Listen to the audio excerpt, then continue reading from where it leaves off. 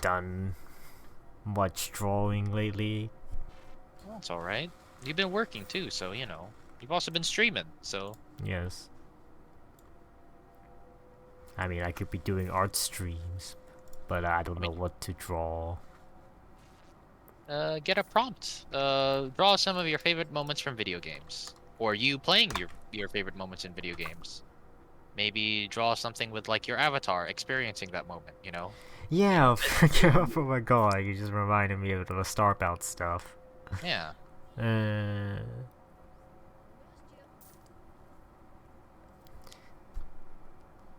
So that's also something that's been on the back burner for a while that I need to be doing. yeah. Uh, Other than that, other than drawing, I've been talking to some of my art friends, a lot of my Singaporean friends,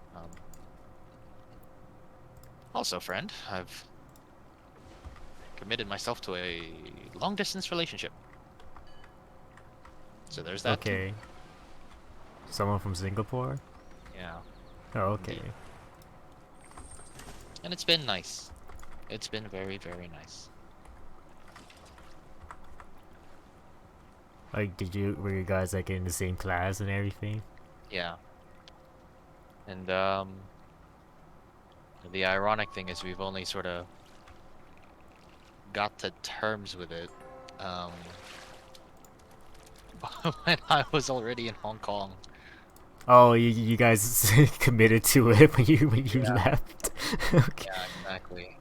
We'd always been friends, but then I was the sort of ignorant one. So I don't know. Oh, She said what she moved these did times, and then she I ask like, you art kind yeah, of yeah, thing? she Oh. absolutely did. She fucking put the pants on, got the fucking baseball bat, and hit me over the head with it, and be like, "Hey!" It's like, "What? Oh, I see, understand. Okay, sure." And Understandable. Have a nice day.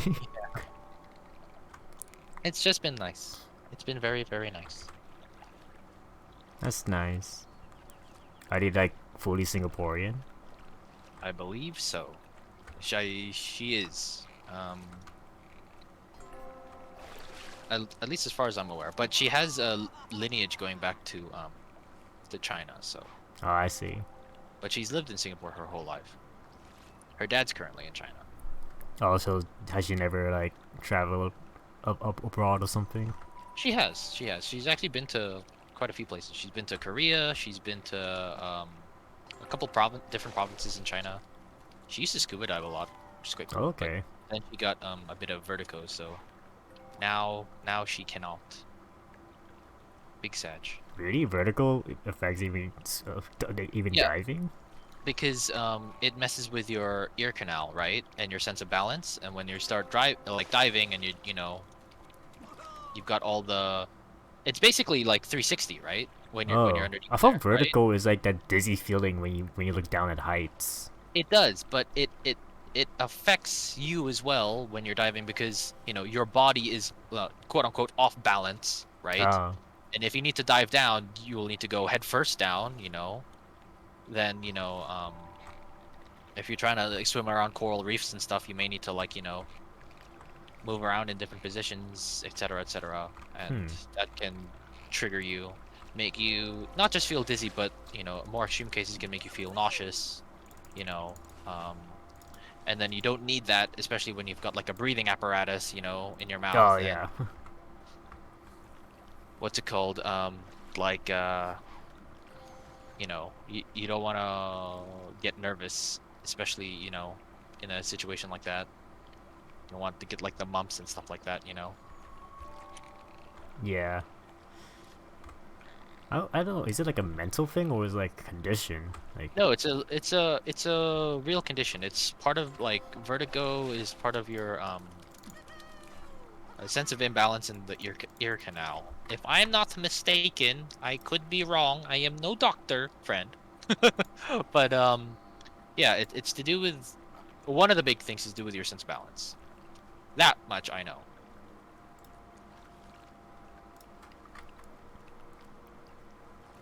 I'm not sure if I have vertigo because I know like or just a general fear of heights because I cannot handle heights at all. Yeah, that's different, right?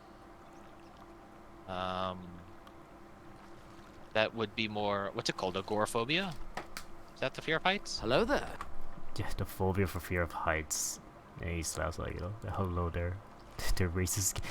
This is not. Why do you think this is a racist game just because it's Asian themed? But yeah, the phobia for heights. Let's see. I think it's agoraphobia. Phobia of heights. Acrophobia. Ah, it's acrophobia. What's agoraphobia? A gore? Is that, I assume gore. It sounds like gore. Oh, I don't think so. Like thalassophobia is the fear of, fear of the sea or being underwater, right? This sounds nothing like the ocean. Agora. I can see acrophobia, like acrobat, because they go high.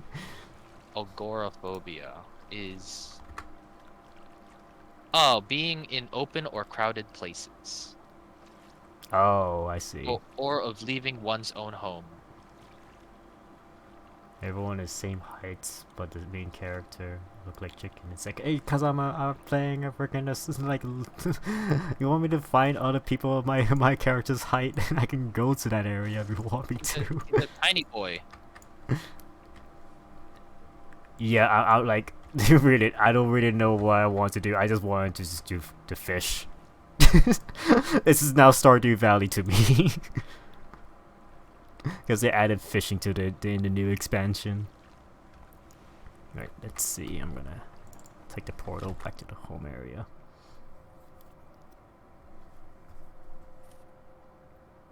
The stream looks so laggy. Oh no, it's a bit rate bad. I mean, this stream probably did good.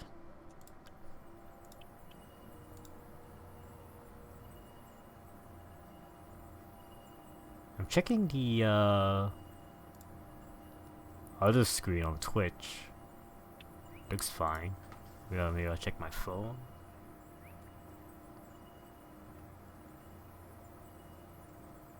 Yeah, it looks fine on my phone. I don't know what's going on then.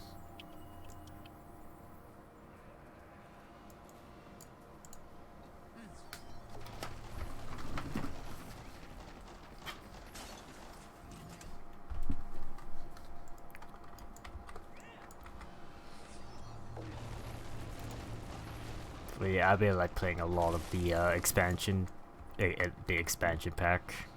What's the new expansion called again? It's called End of Dragons. That's right. Yeah, I remember hearing that come out. How is it?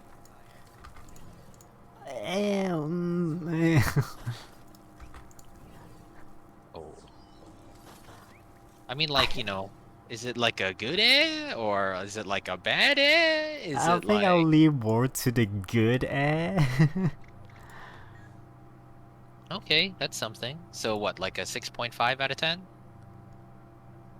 I mean, I'm assuming you're still going through it, and I'm sure there's stuff you have yet to experience. I'm also assuming, or have you just like done everything that there is to be done? Well, I mean, like, I'm always gonna be critiquing the story. Well, I mean, the gameplay can also be such a gripe as well. So the biggest issue right now is the current like open world meta, like meta event. Okay. It takes way too long and offers very little amount of error to get it right. Oh, I see. So you need the whole map to be coordinated. Oh, that. If not, then you are screwed. What about noobs? Like, what about noobs who are just trying to, get stuff like, like experience it for the first time, right? I suppose if you're going into this in what is this, the third expansion now, yeah, right? Like yeah, I find it so funny. Like in the beginning area, there is a tutorial area, like a proper tutorial area that isn't like the one that you find in your racist capital. There's like there's actually one that teaches you about the Defiance bar. that people, no one knows about until people point it out. Like I didn't know what it was like until I did like a fractals like a fractal dungeon, and then someone pointed it out to me. So like, it's just like, wow, if it took 3 expansions to finally have someone in the game tell you what the defiance bar means. Okay, what I mean, like the defiance bar is pretty much it's like an armor layer in a way, Okay. and the only way to break that armor layer is to do like CC and knockdown stuff attacks to it. Okay. Okay. Sure. So And yeah, I did how? not know what that meant. I did not know what that bar meant. So, and I didn't know how to like lower it down until someone said, by the way, just use CC or knockdown stuff to take down the bar. That's how we beat this boss. Oh yeah, it was not. Yeah, it was one of their not fractals. It was one of the strike missions or whatever. But yeah, that was like my first time encountering that. That was like late into what, season 5 of this living story. Oh, Yeah, the Ice jeez. Boots saga. Yeah, that's like season 5.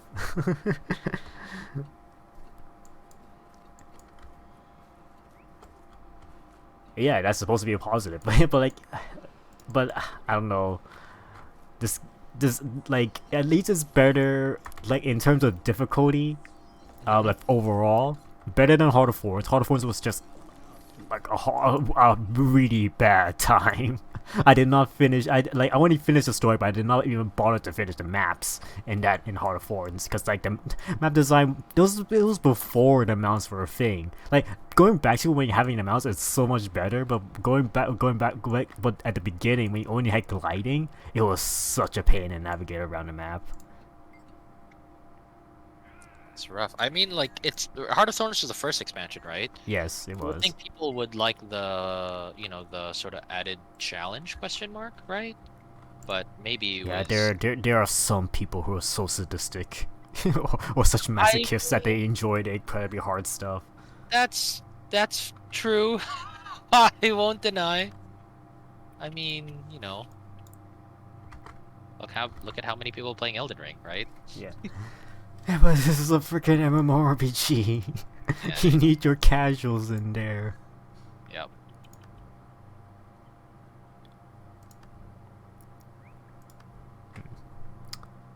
Don't have a lot of. Speaking of which, have you ever thought about doing Elden Ring? I wouldn't mind watching you play. I think Nah, that's a pretty I cool was game. never really into the Souls-like games. It just seems like it seems like quite a lot of new people are like getting into it, and that it's like not necessarily like, player friendly. It's still by fucking From Software, right? But it seems like a thing people are genuinely enjoying. But it's not for everyone. Yeah, I don't know. I'm just. I don't know. I never really got into the Souls-like game. I tried playing Dark Souls 1, but I just got like. Ooh, Dark Souls 1. I mean, I don't know. I feel like Dark Souls 1's a bit dated, but I'm sure I'm in the minority and a lot of people love that game. And a lot of people do. Maybe I'm the filthy fucking casual. I only played Bloodborne. That should tell you something about me. Well, I like well, Bloodborne. yeah, I don't think Bloodborne was bad, even though I never played it. I think a lot of people also like Bloodborne, but it was like easier, I think was the general consensus, was that it was easier. I just like the style of Bloodborne. Oh, it's fun. It also gets super fucking funky.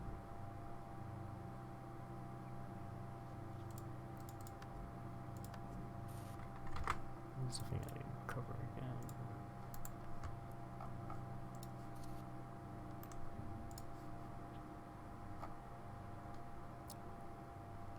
Kale, carrots, lettuce. Don't Also, even have kale. Oh, I do. Okay. uh, I feel like I've gone full weeb. On what? No, my girlfriend really likes playing Genshin and League, and I'm like, alright, Oh, I'll go back. I'll fucking dip my feet back into those. To be fair, it's been fun playing League with her. She doesn't fucking rage, and like you can just mute people now, so you can even mute pings, which is fine. Um, and then if I just play, then it's actually fun. But um, but yeah, She's bringing you to the dark side. yeah, I know, right? Yeah, but also I used to play Genshin and then I stopped because it felt like it was lacking in content, and now there's just like two new regions, a whole bunch of new stuff and new characters, and it's like, hey, I guess I'll give it another try, but I have to start all over from the beginning. So. But yeah, how have you been, Chief? I feel like I've been talking a lot about what I've been doing. Hey, I don't know. I was the one who was asking how, like, what was your growing on your side? Wait, did I Yeah. even ask a question? Nah, I think he just wanted to chat. Which I also just I wouldn't mind. Yeah. But yeah, how have you been, Chief? I don't know. Just mostly tired. Yeah, I get Like that. even when working from home, like yeah, sure, I don't have to wake up too early just to commute. I think that's okay. Hmm. Way better. I honestly like I just like in my line of work, I just feel like I kind of just want to keep this, um, you know, working from home. Like I can just do everything on my computer. So just like the thing I hate about work, just commuting all the time. I just don't like the travel. Mm. I A I, I lot of just people would sorry, just drinking some tea. A lot of people would agree with you there. yeah And it's interesting as a fact that a lot of people that have, a lot of companies, not all, mind you, but a lot that have switched to like working from home, a lot have seen sort of uh small to basically negligible amounts of change in efficiency, right? hmm Like that people can just work at home and the companies can still function, right? So it's it was an interesting thing, but yeah, continue. Um like commute is a big thing, and like it can be a lot of like a bit of a deal breaker for a lot of like traditional, office jobs, right? Because yeah. it's just such a huge consideration, right? How much time in your day are you willing to forfeit to traveling back and forth, right? Yeah, because So, like the thing I hate about it is just I feel like I'm just wasting time, hmm. so much time just because of the travel in between. I mean, it's why things like, like having a Switch or, listening to a podcast, right? They become a lot more popular nowadays, especially like, like a Switch, for example, right? Is a Yeah, lot more popular because that's like console level, um, games, in your lap that you can take with you somewhere, right? So you can have fun while being on the move, right? So like, if someone wants to play Breath of the Wild while they're on the bus or the train, or if they want like um if someone just wants to sit, look out the window and then, listen to like, a D&D podcast, right? Like that's something they can do, right? To hmm while the time away, but still be like productive. You can do the same thing by like, is her name Ella Musk? Wow, okay. You can still be productive by like, like it's like, hey, you know what? I'm gonna listen to someone read like Lord of the Rings, for example, and you can have an audiobook and actually like read, or like read some other books, right? That you've been thinking of, like you heard good things about, like, and then have someone just narrate it to you can be, a bit more engaging than you trying to just read pages, because fucking reading on the bus or like a train fucking sucks. yeah, But, an audiobook is, the pace may not be as quick, but, it might, oh, it technically could even be faster because you have someone else like give it to you, right? So, there's like avenues to sort of shore that up, I suppose, right? But it's not the same, obviously. Working from like allowing yourself to work from home, as long as you don't get complacent and you still like do your work, then it's fine, right? Hmm. You can still like do things around, and that's why a lot of people have, or a lot of companies have seen like not necessarily an efficiency, increase, right? But the main thing was not having like a loss in efficiency, right? And Yep. that for most companies, like especially like like office job companies, that could work, and then with like doing like some minimal expenses in like supplying their office workers with better equipment to bring home, like better laptops and just better services, like upgrades to things like Zoom and Slack, and some companies even just use fucking Discord, right? And it's like, fuck, if I had a company, I'd just use fucking Discord. Discord's great. Fuck Yeah, but I Slack. usually try to dissociate Discord and work. So Yeah. Which is why there are things like Zoom and Slack that exist, right? Do you use Slack or we Zoom? use Google Meet. Ah, there you go. See, like having like yeah, but like using like if you use Discord purely as a tool, right? Then it's great, right? Because it has a lot of the functionality that you need for holding meetings and stuff, right? Of course, there's the casual side to it too, but you know, if you have the discipline to be able to separate those, right? Not just physically, but like in the in-app itself, right? Then that can be like good enough, right? Um, which is why like a lot more people nowadays share your sentiment that they would just prefer to work from home, right? Hmm. Especially like you said, especially in your line of work, right? Yeah, so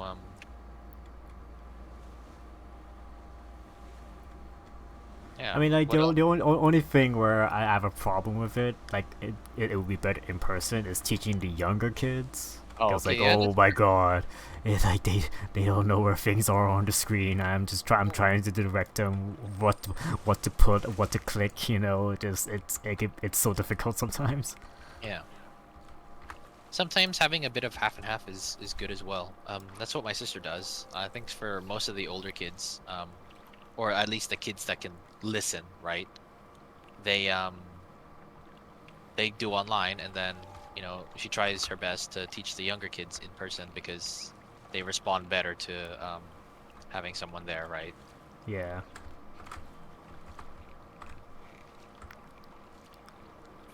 But I get it, Chief.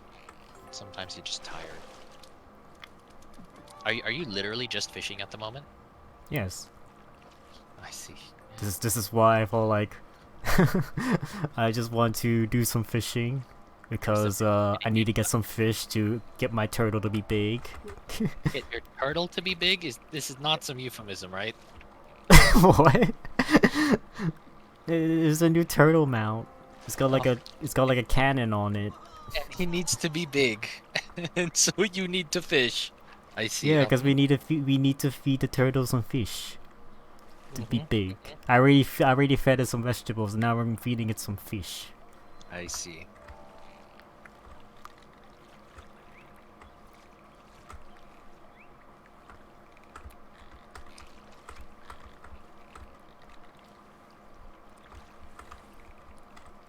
Because I thought this would be the perfect time to like put some just be idle. Don't really need to put too much thought into it.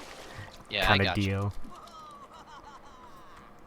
I gotcha. I gotcha. Yeah, I will say this is the best part of the expansion. The boat, the fishing. I mean, in Path of Fire, easily the mounts in general, best thing Mm. had to ever happen to the game. Map, not so much. I'm not a big fan of the map. Way too big, too much sand.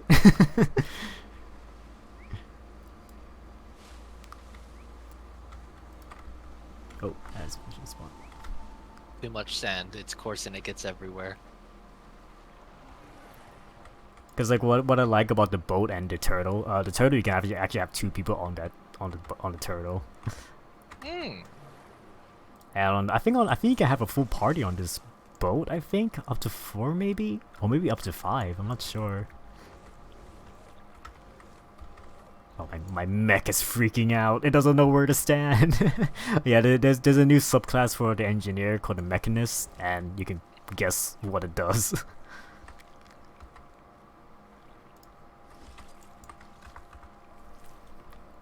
Is it fun? Yeah, I To think do it's lots fun. I'm not a big fan of the mace though, because that's the new weapon they can equip for having a subclass. I mean, the mech is fun. I like the mech, but yeah, I just like me myself. I just feel like, oh, I feel like I need to be doing more.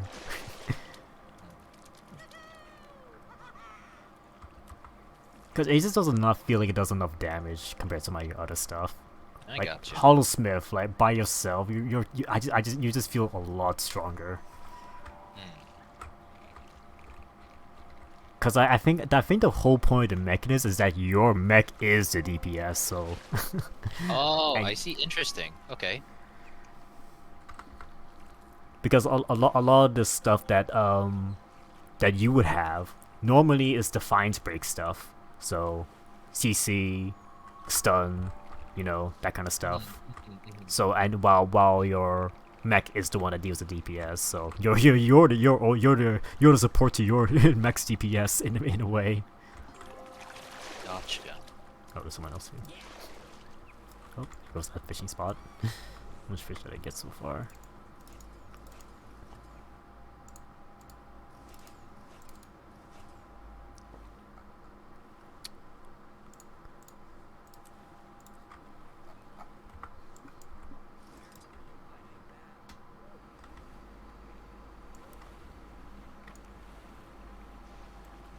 Anything else new they added in the expansion? Um, oh, what the hell? I'm under attack. Oh, there's a Drake down there. All right, maybe you see the mech in action. Oh, the mech is cool.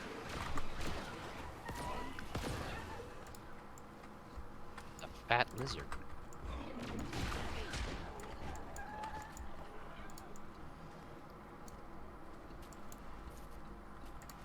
Yeah. Oh, jeez, come back over here. But yeah, the new area, like it's called Canfa. It's pretty much the Asian equivalent of a country. I see. I see.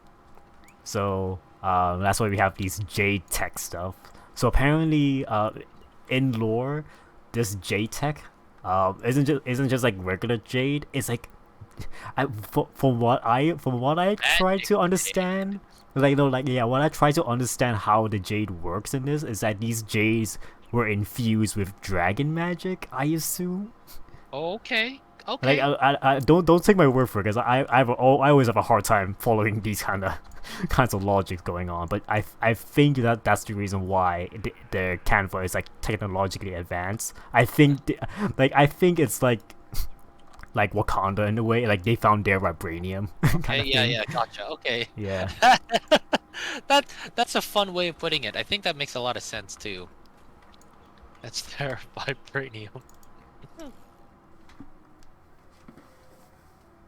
So let me go back to. Yeah, I don't think I need to hang out on my people's races. Like to find other short people. um, what was I trying to say?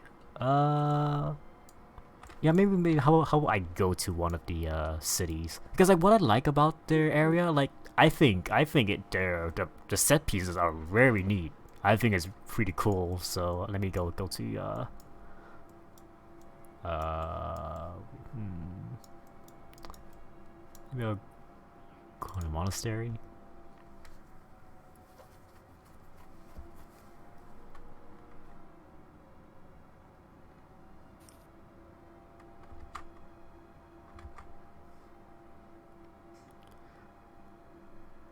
But yeah, the story, like I don't hate it or anything, but it's just like I kind of feel like I don't know, I don't really know how to explain it. Like I'm like, is that it? Kind of deal. I don't know how to explain that feeling. Is it like enjoyable enough though, or is it still just like, eh?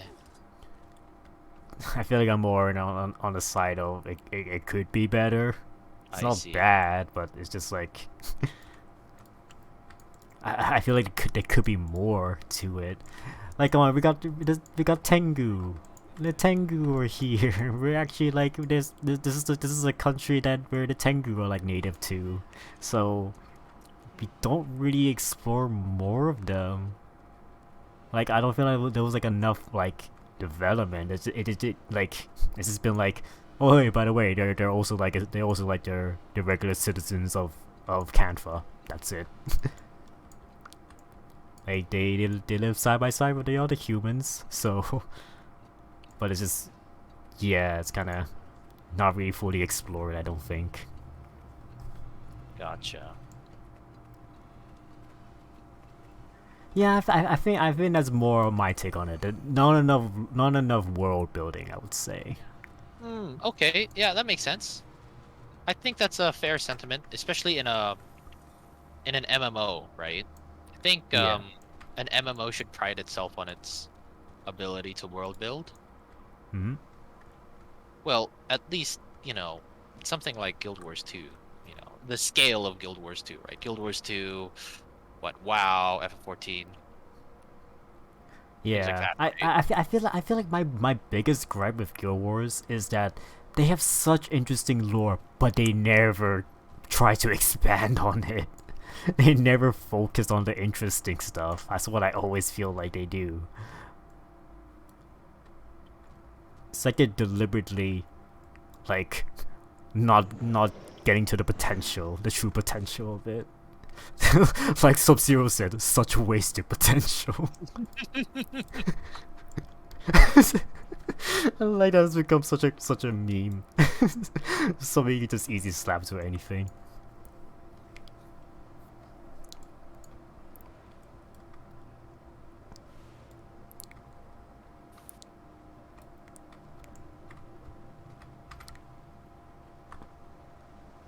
And funny how these two games have Steve Bloom in it.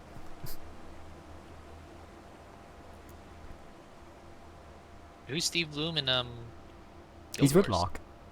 Oh,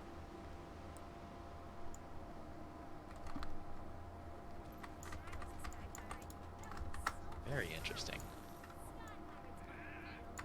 Oh, fledgling. Yeah, that's a kid version of the Tengu.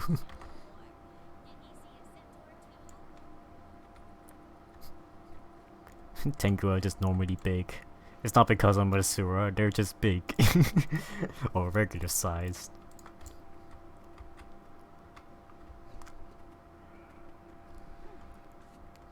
Oh yeah, I was supposed to go fishing. Okay, I need to find a fishing spot. Oh, here's one.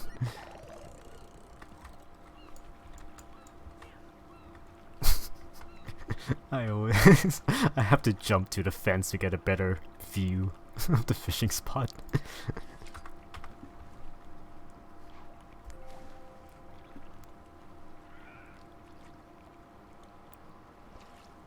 Steve Bloom was in Dawn of War 2. Yeah, I always assume he's in a lot of things. Like, was it Stephen was Cyrus, wasn't he? He was. He was also Eliphas. Who was that? He was the Chaos dude, Eliphas the Oh. Inheritor.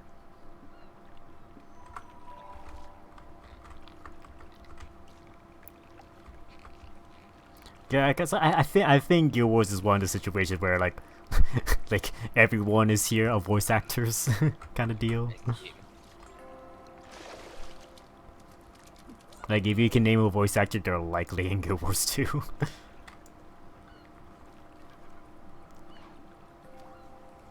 As is the nature of voice actors, to be honest.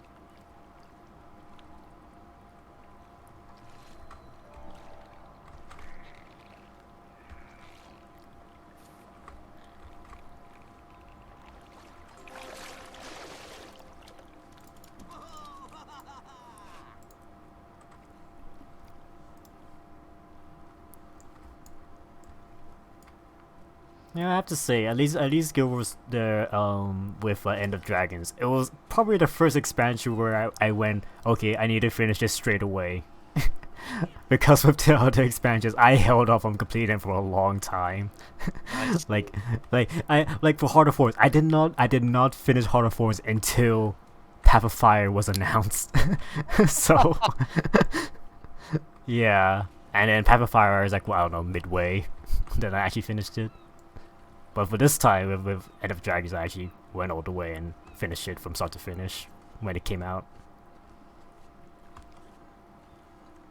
I mean, that's good. I mean, at least you're finishing stuff. Jeez, I've left so many things like unfinished. Gosh. Yep. Oh yeah, I totally I totally didn't realize I was going for the ending of the story because I thought I was going to stream it. I was like, oh maybe I just want to, I just want to progress a bit. Yeah, that was not progress a bit. I was finishing it. So yeah, that was unfortunate. Is that one of the things that made you feel like that's it? Yep. I see. Because like I thought I was just progressing it, but that's it. But Yeah, I can understand that sentiment.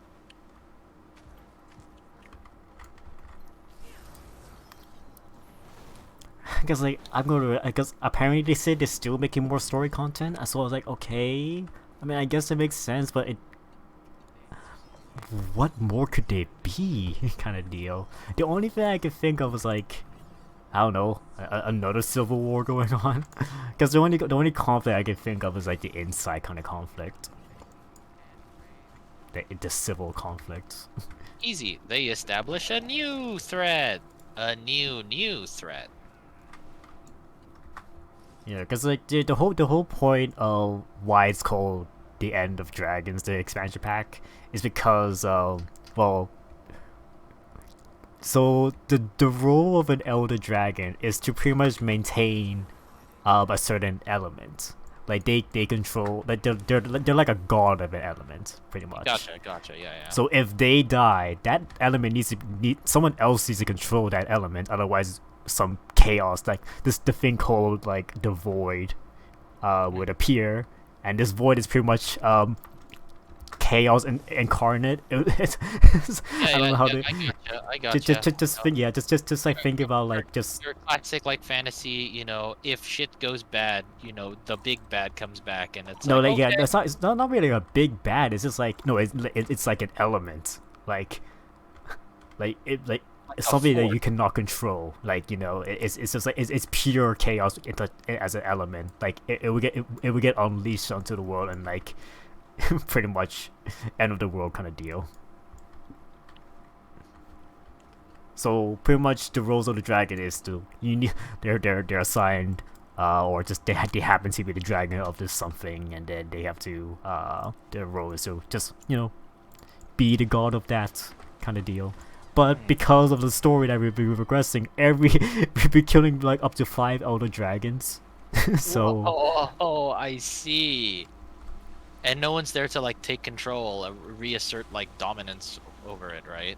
well, that's the thing. So the last dragon for this one is the great grandmother of Aurene. So like so Aurene is like this. She's like a crystal dragon. That she's like your dragon. You raised her and everything, and she's pretty much the good dragon. And pretty much the great grandma of her. She's still here in Canfa, but she's pretty much slowly dying, and she's been trying to contain the void the whole time, and like it did not help that we're killing the other elder dragons. So she's been taking the toll on the whole thing. I mean, again, don't take my word for it, like point to point, because again I might miss some things, but pretty much her name is Suwon, and she's going to start dying because the void is going to take a consumer and stuff. See. So the meta event is pretty much subduing Suwon and extracting the void out of her, and pretty much at the end of that, yes, you done. Okay, it's a big surprise, you saved the day. Yeah. And pretty much Aurene becomes the last elder dragon, and she has the responsibility of controlling everything that all the other elder dragons have the whole responsible of. Fuck me. Okay. Sounds like shit. Yeah, I know. I just like when I got to the ending, I just like, oh my god, I feel so bad for her. she has Oh, to wait, she has to how many Elder control Dragons? everything. You said you killed 5, so she has the responsibility of holding 5 Elder Dragons. Total responsibilities. Yep, That's fun. technically 6 now because you killed killed her great grandmother. Well, it's not our fault. I thought you The said first Elder we. Dragon decided decided to try to kill everyone, and then the second one also tried to kill everyone, and then the third one tried to manipulate everyone, and the other one also wants to destroy everything. So we're kind of in a situation where self-defense at this point. Yeah, I suppose it's been like so like hammered in, right? That it's just like you see dragon, dragon probably bad, right? Mm-hmm. I forget what that response is called. It's like it's like some kind of like psychological response. It's like if you have enough things happen to you, when you see it, you will just react with like a default response, right? That makes Sounds like sense. PTSD in a way. No, I think it's more. Is it called a Pavlovian response? Pavlovian.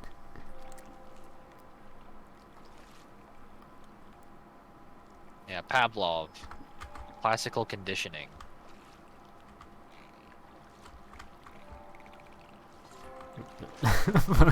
my dumb shower fall was like, is this a condition where you just listen to classical music? No, so it's like I think before it was like it's like a thing for dogs, but I think it also applies to humans because it's conditioning, right? So it's like like I think the idea is like say you have a dog, right? Hmm. And the dog responds well to food, right? Yeah. So this is like the the the stimulus is the food, and the response from the dog is what you want, like it Ah. liking the food, right?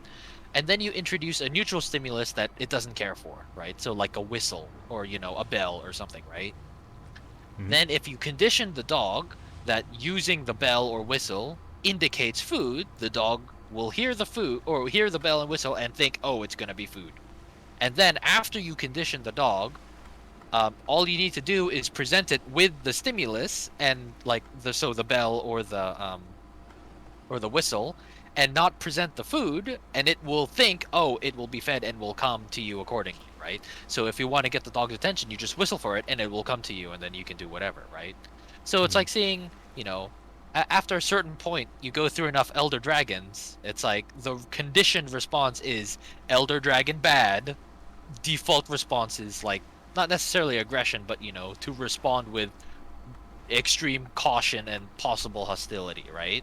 It doesn't help the fact that, these intelligent beings have just, that were once, protecting the world have now, fucking succumbed to ruinous powers, right? And started to destroy or manipulate everyone, right? But, that's not to say all Elder Dragons are bad. Case in point, Grandma trying to fucking, protect everything and then that not fucking working out, right? But Mhm. it's kind of like that thing, right? So like, you go through enough Elder Dragons and you hear Elder Dragon and you're like, ah shit, here we it's the fucking CJ. Ah shit. Here we go again. Right? But that's not necessarily the case, right? Does that make sense? Yeah, yeah. I get what you mean. It's kind of like me with WhatsApp now because of work. Every time I hear the WhatsApp beep, I just assume it's work related now. Yeah, exactly, right? That's pretty much the same thing. Oh my gosh, speaking of which, man, that fucking emergency Yeah, I alert. know their emergency alert. It's like, what the hell?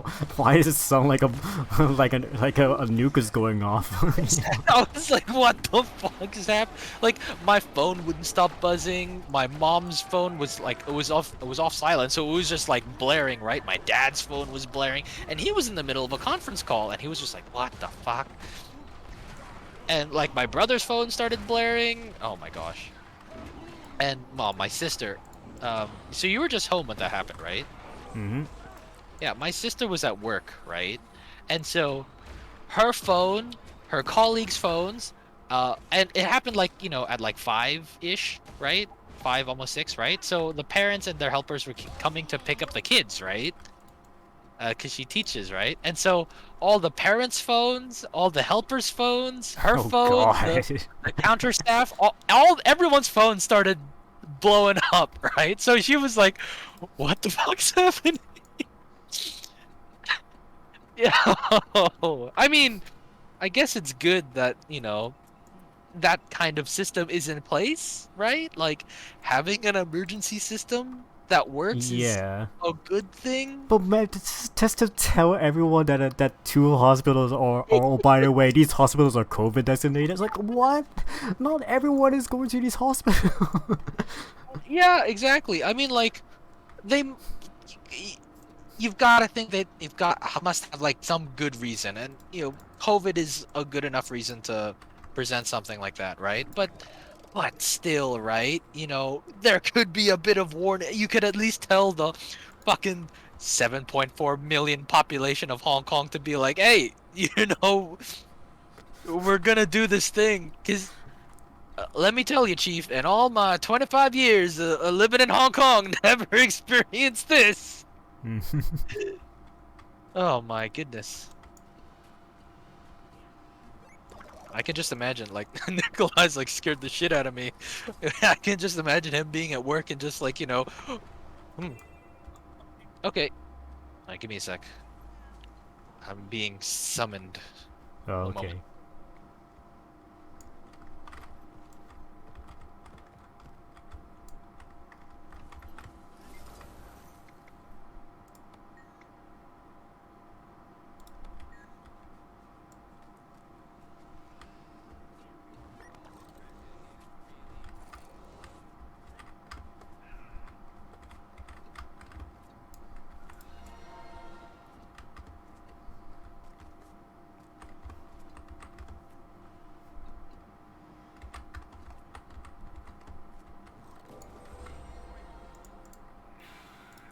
Oh wow, I didn't know about this.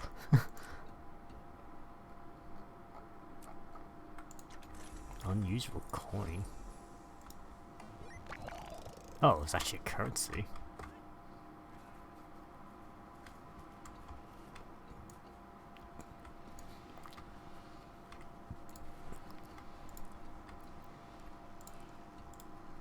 Let's see, taxi. San Juan, San Dao Dai.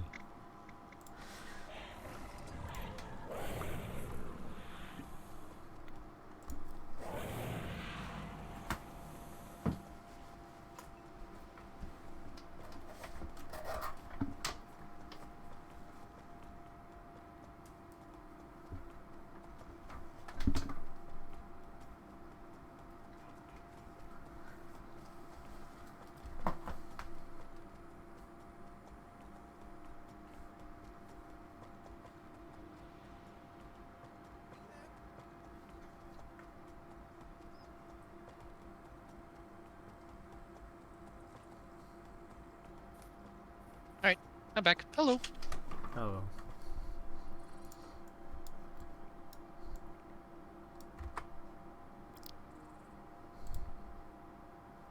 Hell of a fucking thing. Oh, what? No, the fucking alert. Oh, yeah. Oh well.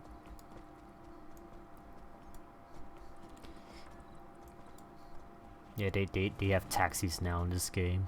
Raptor taxis. Oh my gosh. Reminds me of FF14.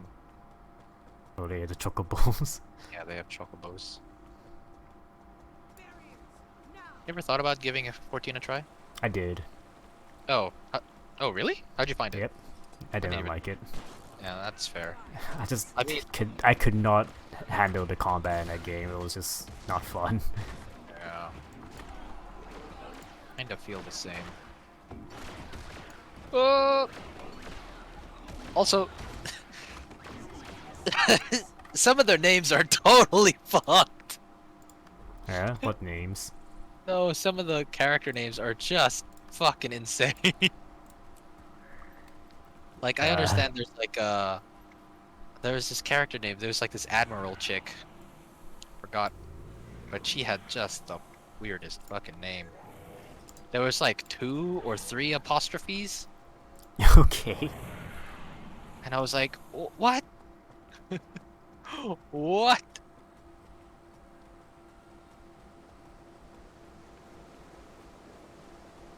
Hold on, let me see if I can find it. I'll send it to you, and I want you to give me uh hymns.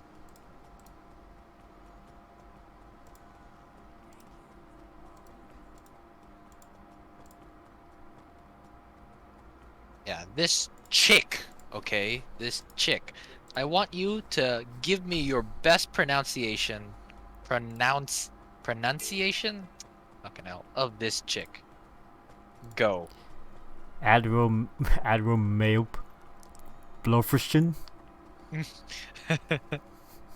I bel if I think it's Merlwib Blohifswin. Okay. Sorry, no apostrophes, just Yeah, just Y's like and F's and H's in just the weirdest fucking places. I saw this, I was like, is this excuse me? Swedish? Yeah, I don't remember, but they had like a naming scheme. The naming scheme is cool. It makes sense, but it's just like it's like not necessarily Swedish, but it sort of plays on like. Have you ever heard of Happy like? live Ericsson Day, you're Yeah, like so you know how like the sort of Nordic names. Is it Nordic or you know you know how like Ericsson, right, is like son of Yeah. Eric, right? Or like you have like bear daughter is son of or daughter of bear, right? Or something Okay. like that, right? Yeah, yeah. But that kind of name, right? It's like along that line. It's almost like a title in a way, which is fun. It's like cool, but I saw it and I saw it in the subtitles, and the person just like the narrator just pronounces it so fluently. I was like, run that by me one more time. I'm gonna need to hear that again. Oh gosh, I just remembered it just someone casually dropping that, and I was like, uh-huh. Hmm. And there are, Maybe you'd be like that when you go to a Nordic country. oh gosh, yeah, probably. They're just umlauts and accents, and it's like, that's fair. Makes sense.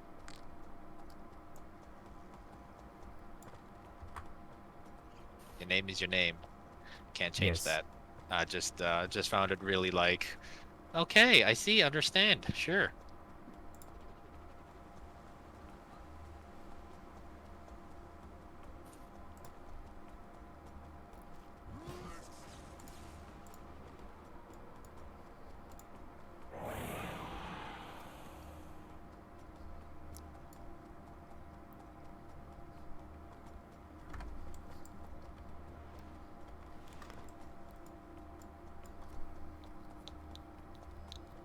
Just enjoying the scenic route.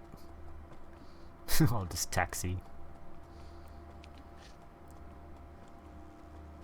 Good thing this is free. Saves money on having to pay money on the waypoints. Where's the closest taxi from here? Oh, it's all pretty far. Oh wait. The monastery? Okay, monastery. Alright. Got that achievement. Hmm. Oh yeah, I could show you the city area. I Yeah, think it's a very Oh, I can't do that. I need to get off the taxi first. Get me off this taxi.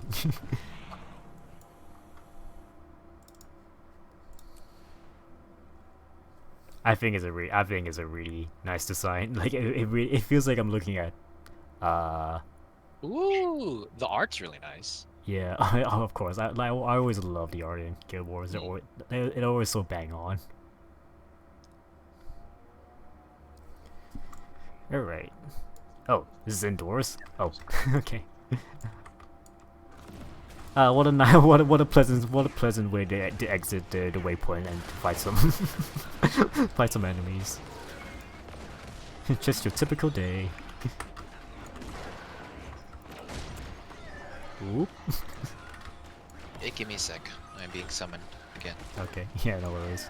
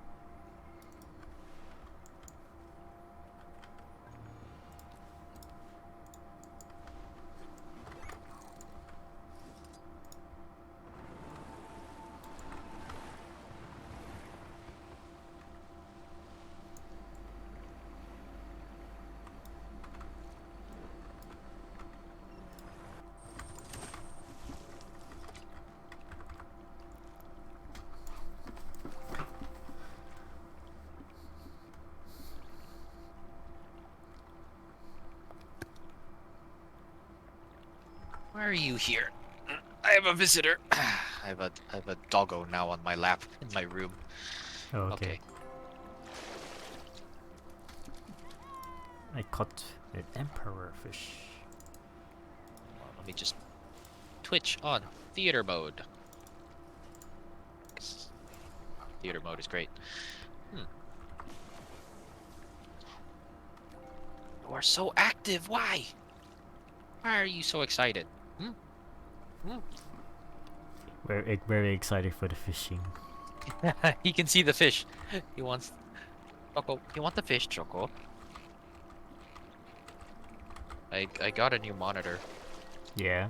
My Oh yeah, because you second have a new desk now. Yeah, I got a new desk. Yeah, I was using my old monitor and my new monitor, but then my old monitor died just out of nowhere. Just like the power was still good and the HDMI could still read, but the monitor wouldn't turn on. So Ah, I I see. figured it Yeah. finally conked out, right?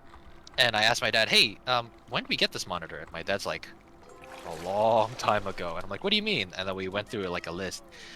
This monitor has outlasted like 2 or 3 computers. It's like it was Wow. like over like 13 or 14 years old, and it's like Jesus. yeah, I was like, oh, it's probably time, and my dad's like, yeah, it served its purpose. You have done your duty. You may rest. Hmm. So I got a new one, and I was kind of annoyed because it's great. It's awesome. Almost the same specs as my normal monitor, the new one I bought for Singapore. The problem was the color temperature was off. Huh? Like my regular monitor was slightly more blue, like, and this one was slightly Oh, more orange, right? I see. Okay, that's what Like, you meant.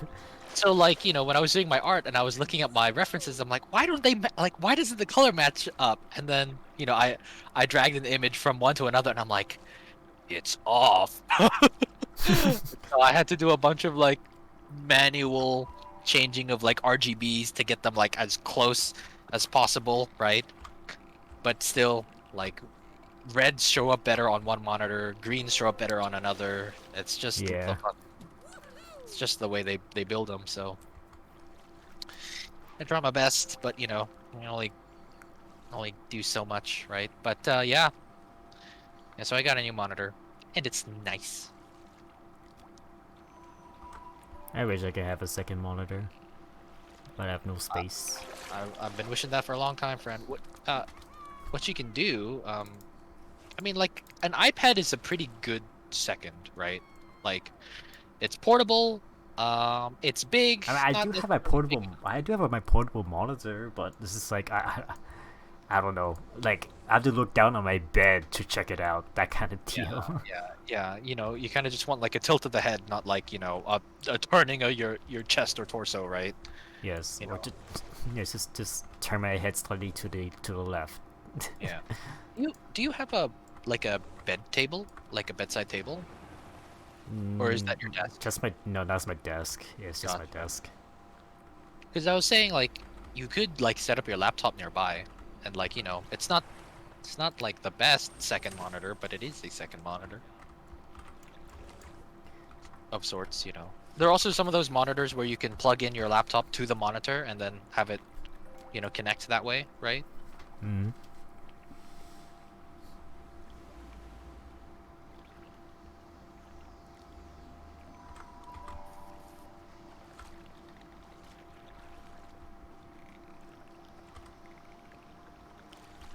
I mean, it's kind of a deal where I feel like I might need to go to a new place to, you know, get a new desk and everything.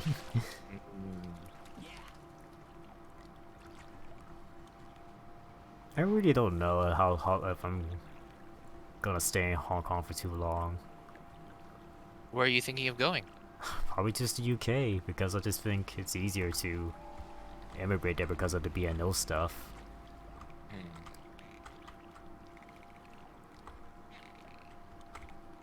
That's fair.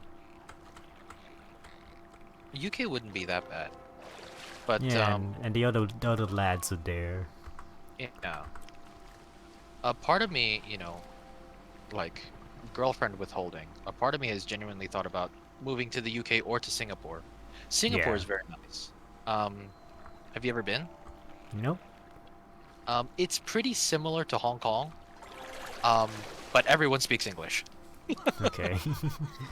Um, and it's got a lot of like sort of the going ons of Hong Kong, but just just the level of communication is so much nicer. Yeah. Um, I would and like to be in a country where I can just easily speak English and people would speak to me in English first. yeah, like a lot of the Asianism sounds racist, but like a lot of the sort of usual cultural things you would see from like Hong Kong, right, are Mhm. present in Singapore, and Singapore is also close by. It's like it's not far, right? It's not the culture shock isn't that big, though there is like because it's a melting pot of you know Malaysian, Indian, and Chinese, right? Yeah. It, there is still like a culture shock. It's similar but different, right? It's not like going to like the UK, for example, right? But it is also a big move, right? Also, I do know immigrating to Singapore can be a bit of a hassle sometimes, but especially nowadays. But baby steps, Yeah. right? Can't just easily immigrate to like the UK, for example, too, right? Um, More or less have to work up to it. Start with like a work visa, get the years in, and then finally be able to go to a place, right? Fully immigrate, right?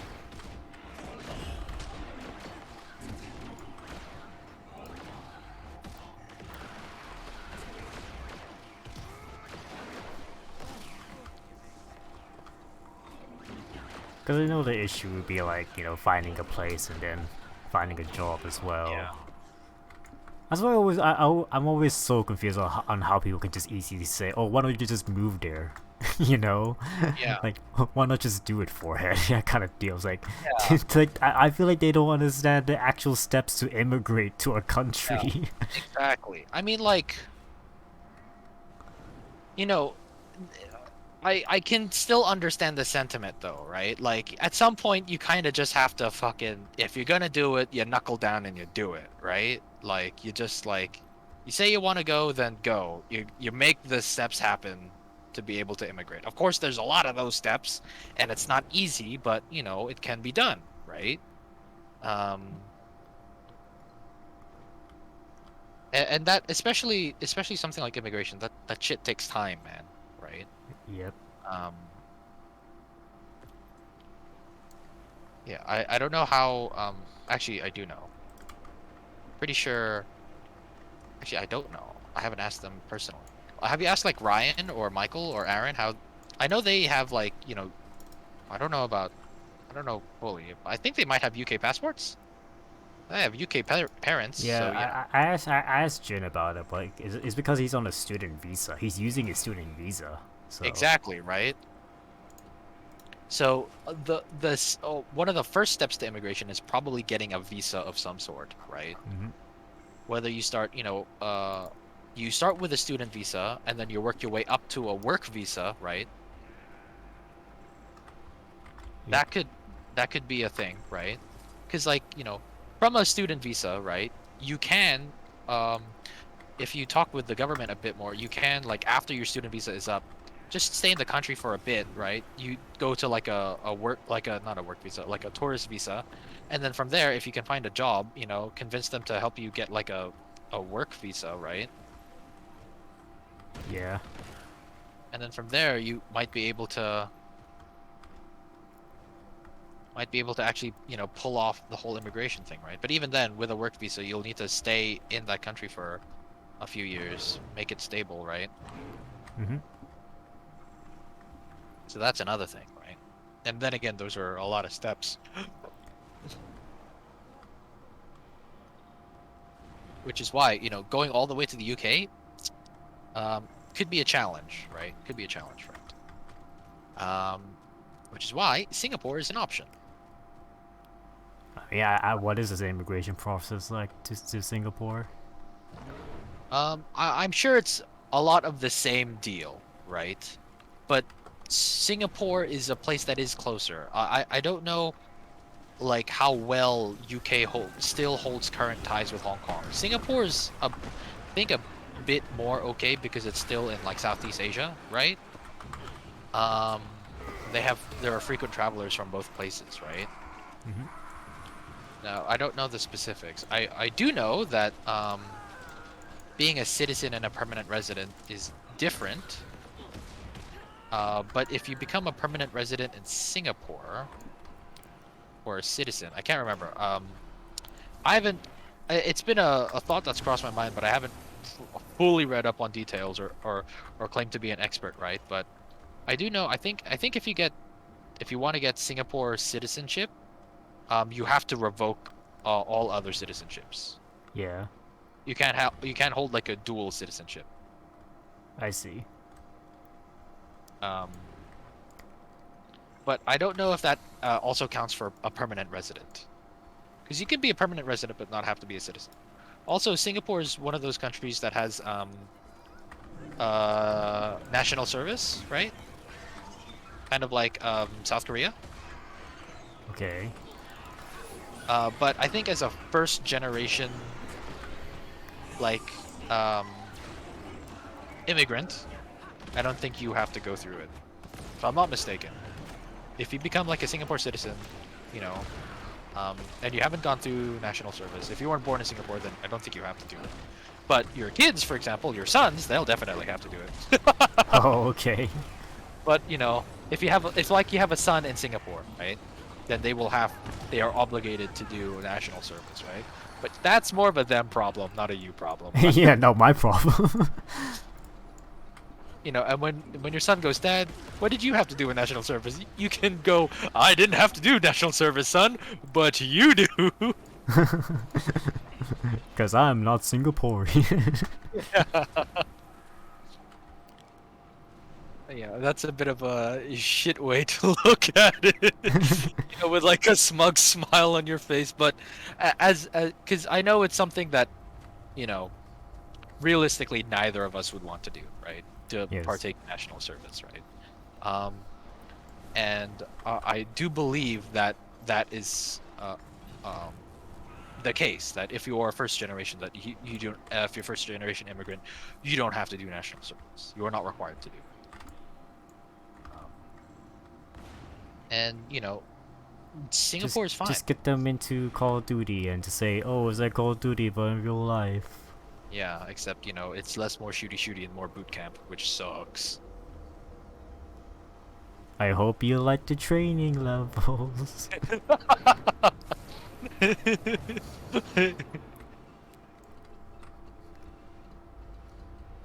It's like you know the fucking the when you meet Captain Price for the first time in the first Modern Warfare. What kind of a fucking name is Soap, huh? How'd a Muppet like you pass selection?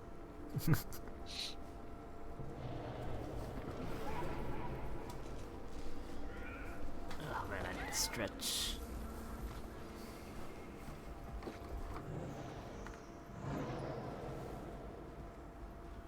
You know, What? I was gonna say, I had uninstalled Crab Game, but I just reinstalled it while we were talking. I was gonna say if you wanted to try it out, because I know you've been meaning to want to play it with the boys, but you know sometimes the Yeah, boys. I mean, like, Right. obviously, I managed to play with my VR chat friends, so that's why I was doing that. So yeah, I got my crab game fix. Oh, I see. Okay. No worries then.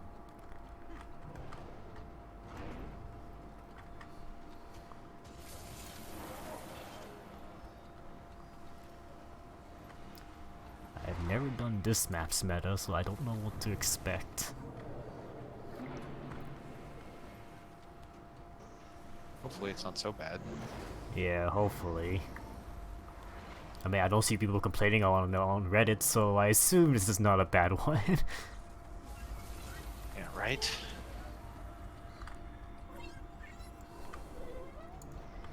Oh, yeah, this is another gimmick I don't like in this expansion. Jade power. So apparently, there's like things you can find around the map, and you need jade charges to get it. How to get these jade charges? You can either get it from a jade battery or do some or go for a zipline if you level up the jade bot. Yeah, it's not that fun. It's pretty dumb. Just like it just feels like an inconvenient way of doing things more than anything. Doesn't sound like fun. Yeah, exactly. I made my point.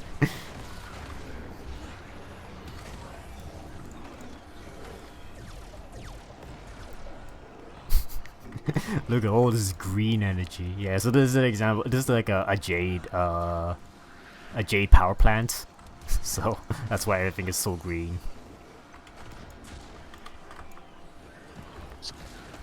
Gosh. I always forget that sometimes, you know, this game has its like, you know, it has its like sort more like not sci-fi but like steampunky elements, right? Yeah. Oh, yeah, especially looking at the char stuff.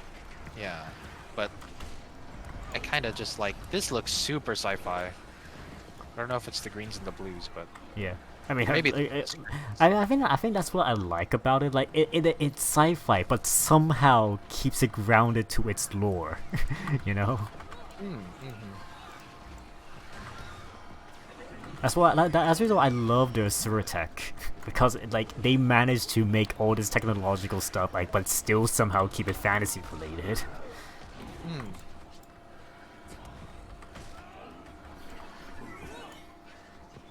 Now, even with this Jade stuff, yeah, it looks pretty. Looks maybe way too much on the sci-fi side, but at least with the Jade material, it's such a, how do you say, it's such an old school material. Yep, Like I got you. you don't think it's futuristic.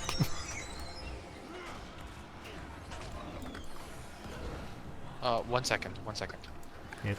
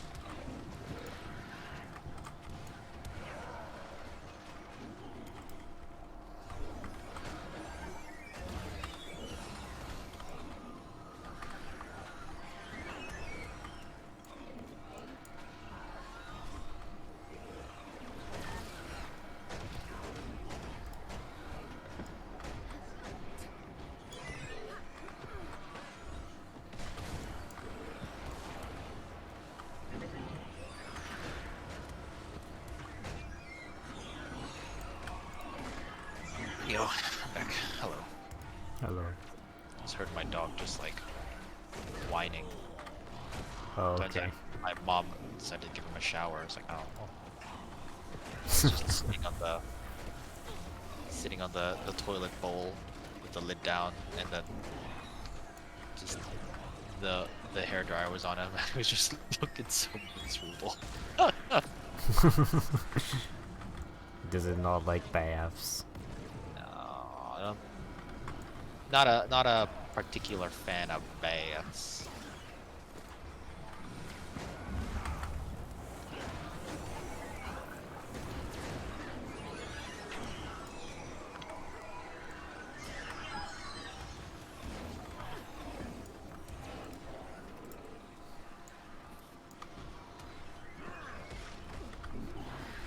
Well, at least the frame rate isn't dying. Now, if I go to the end game, the end game map, yeah, you would start seeing the frames die off.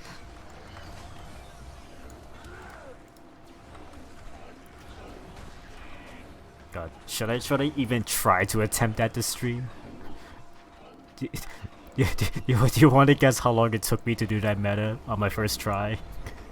Oh gosh. I don't know. Like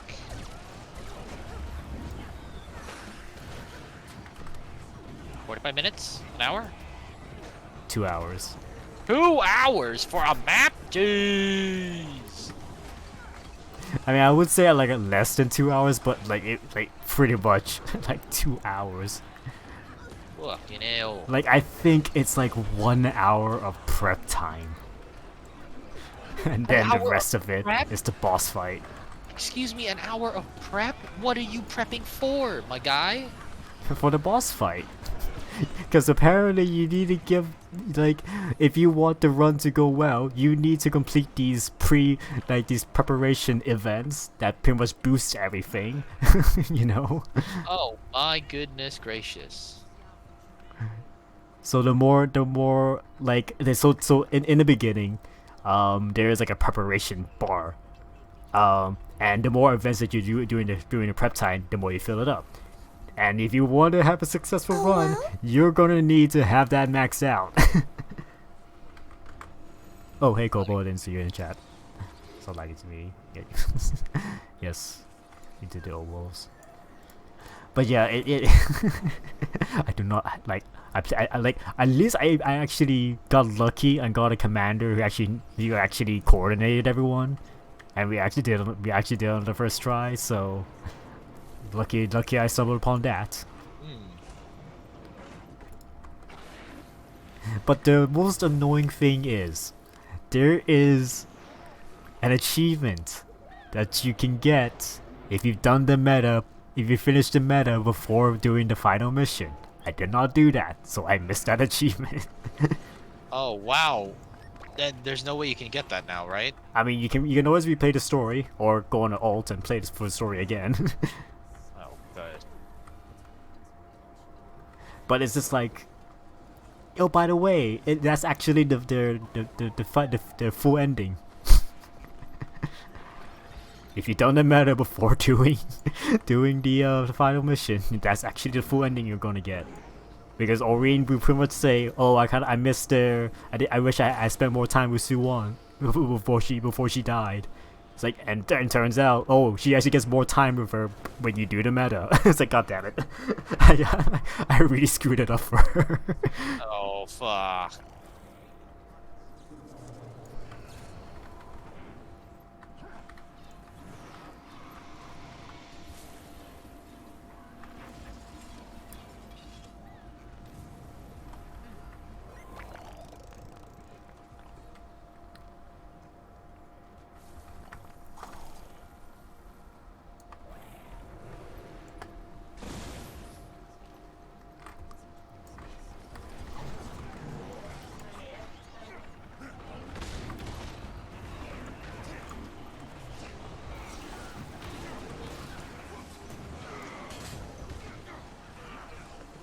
But yeah, I don't know if I want to do that on stream.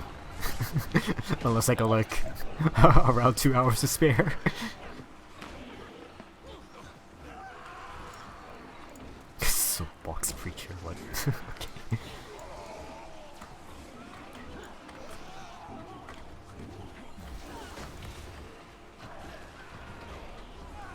Oh yeah, and there are these two factions that you always end up fighting.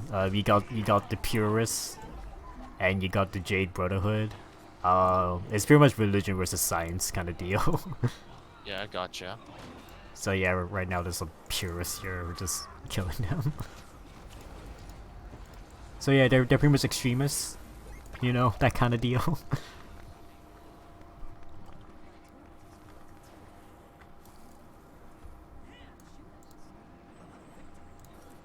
It's like, we believe in the spiritual side, and we'll kill any of you who disagree with us. And the other is like, we believe science is the way, and we'll kill anyone who doesn't follow us. You know, I don't know.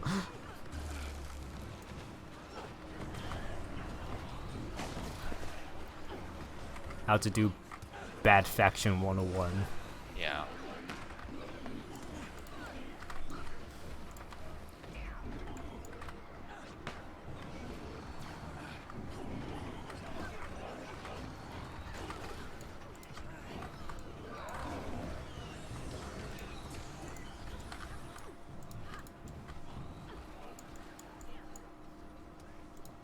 Come on, I just want to level up my fishing.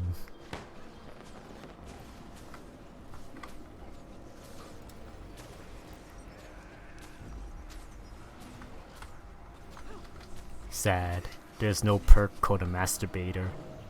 Truly missed opportunity. Missed opportunity. That There's is such big wasted potential.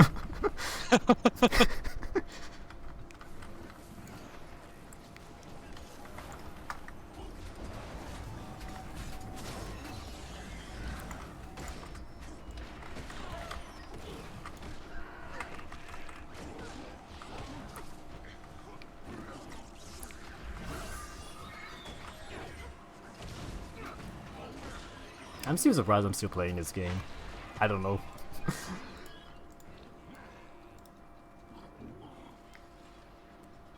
Like it's like you just you said, like you've been like hearing my gripes in this game so much, like over the years, yet I still play it.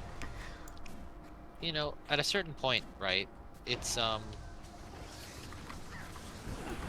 it's more about like you know, trying to put it into words. Like I do the same thing basically with Destiny, right? Mm.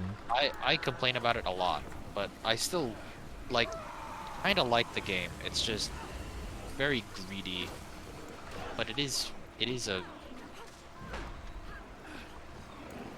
fun, right? It is a fun game. It's just greedy, and there are other gripes Yeah. I don't like about it, Yeah. right? But that's not to say every now and then I try to go back and play it, you know?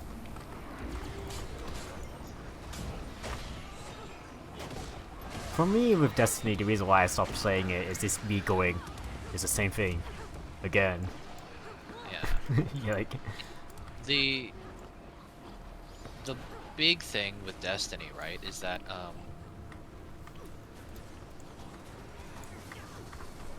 um probably the more fun stuff is in like the raids where you can do like, you know, mechanics and like puzzles and, you know, actually feel like, you know, a lot of your shit is, you know,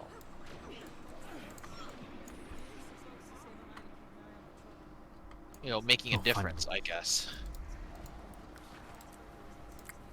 level up fishing.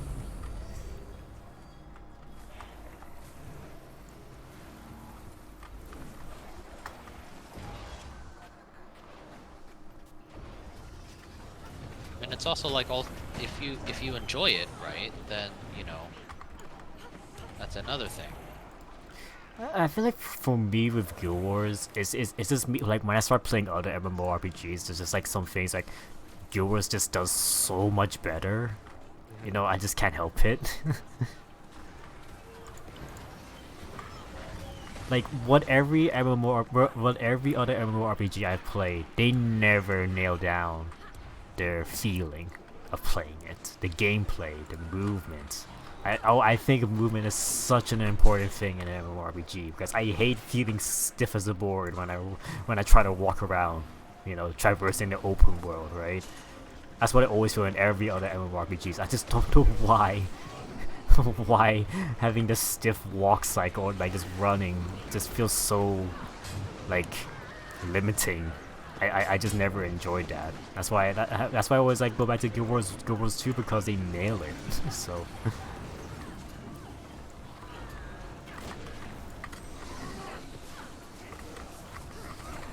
that's why I can't really say like I enjoy Final Fantasy 14 because like again movement, gameplay, very stiff.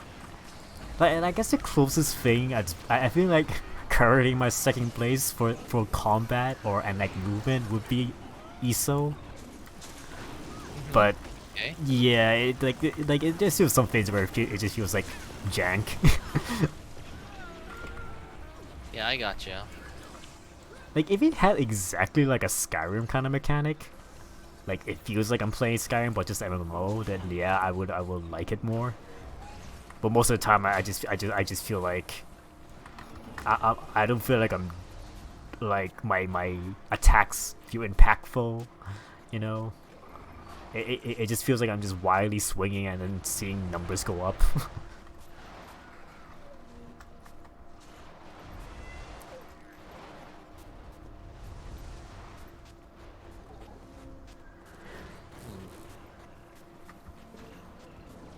Because like with Star Wars, the Old Republic, I don't like the combat at all. I don't really like the combat and movement, but the story is so good. I can't help but keep playing. You know, it's that kind of deal. That's an example of a game where, oh yes, the story is the motivator here.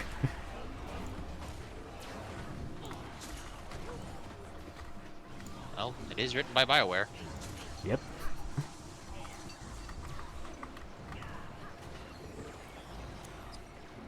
Yeah, but then again, you know, I don't know how much of that is good praise anymore. But with all the BioWare, is it, quote unquote BioWare magic, right? Yep.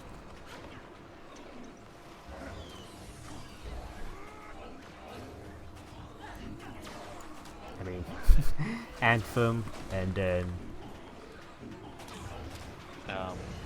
Andromeda. yeah, but they fixed Andromeda, at least.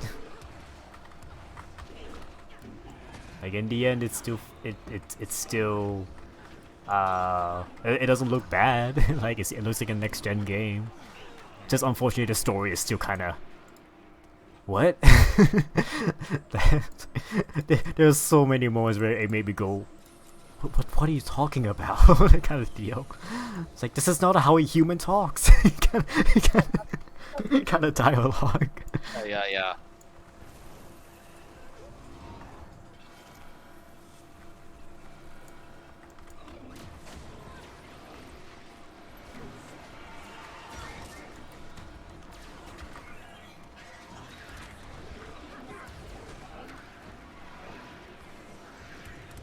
At least the combat in Andromeda is good.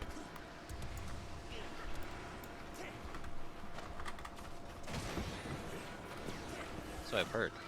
Yeah. And at least their Mass Effect trilogy came out, and it wasn't like it wasn't a bad remaster. So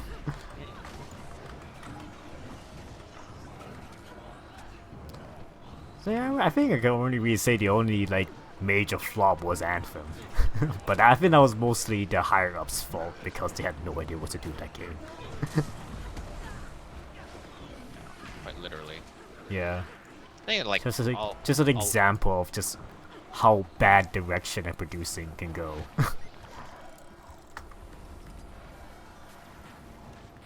on like a fundamental level, right? Because not even like, you know, not even like the artists, you know, and the programmers knew what they were doing, like had Yeah. a consolidated like, you know, idea of what they wanted or, you know, what they were striving towards, right? I'll still never forget like that some of the artists just went like, "Oh, that's what we've been working on?" Yeah, Like, how many like years again? They they didn't know what the game looked like. yeah, and then they showed the E3 they showed off the fucking E3 trailer and they're like, "We've been working on that?" Like that's never a good sign. Yeah, I feel like this is the ultimate the worst case scenario of a communication, you know, like in a workplace.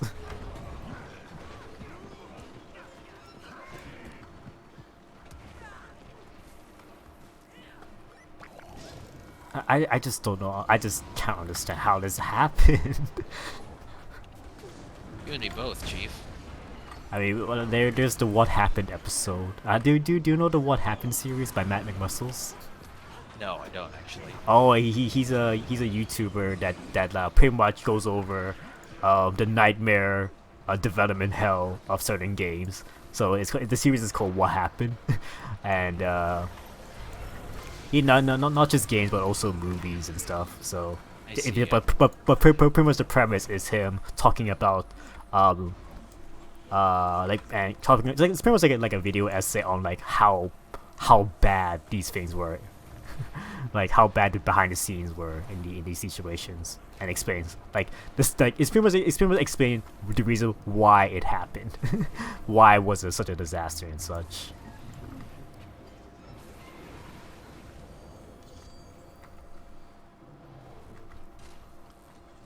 You know what? Do you want to do a watch together on that? No, I wouldn't mind.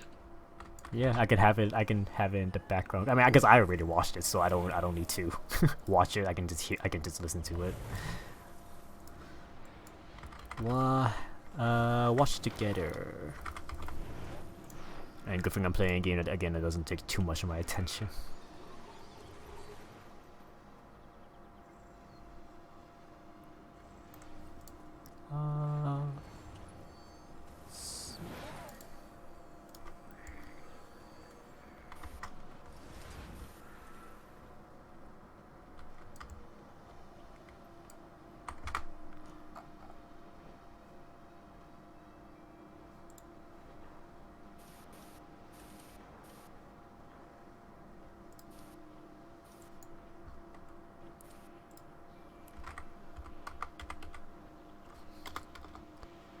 Watch together. Create room.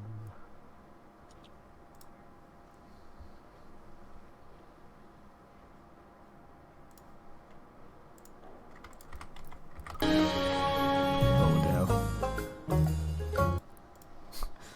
What happened? And film.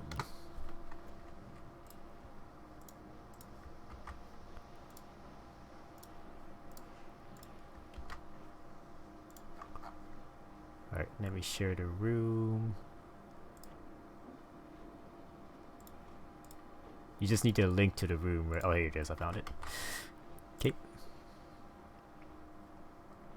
I guess I'll just DM you the link. Yeah, just send it to me. Your face capture is frozen, by the way. Oh, I guess I alt tabbed. Yeah, it does not like it when I when I do that. Let me have the video capture on my stream so people know what's going on.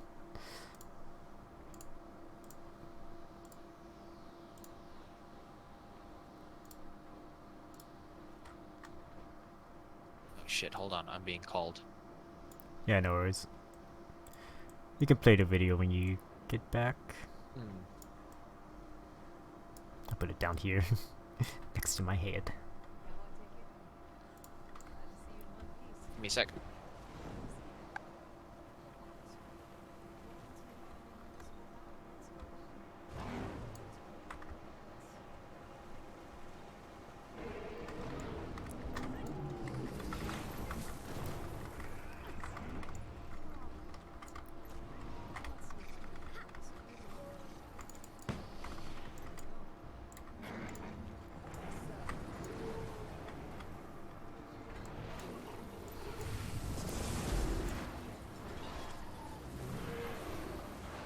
What the hell?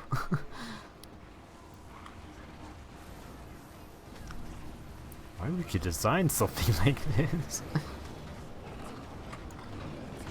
Oh, I don't know if I should have saved rifle, but whatever. I'm kiting.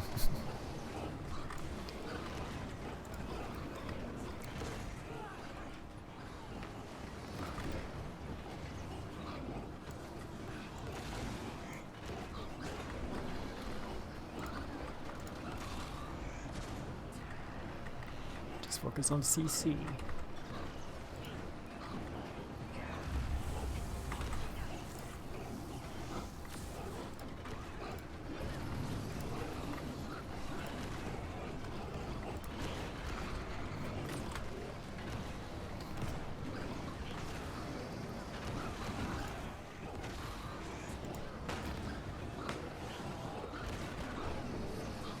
Uh-oh. Uh-oh, that's not good. Oh, did I jump it?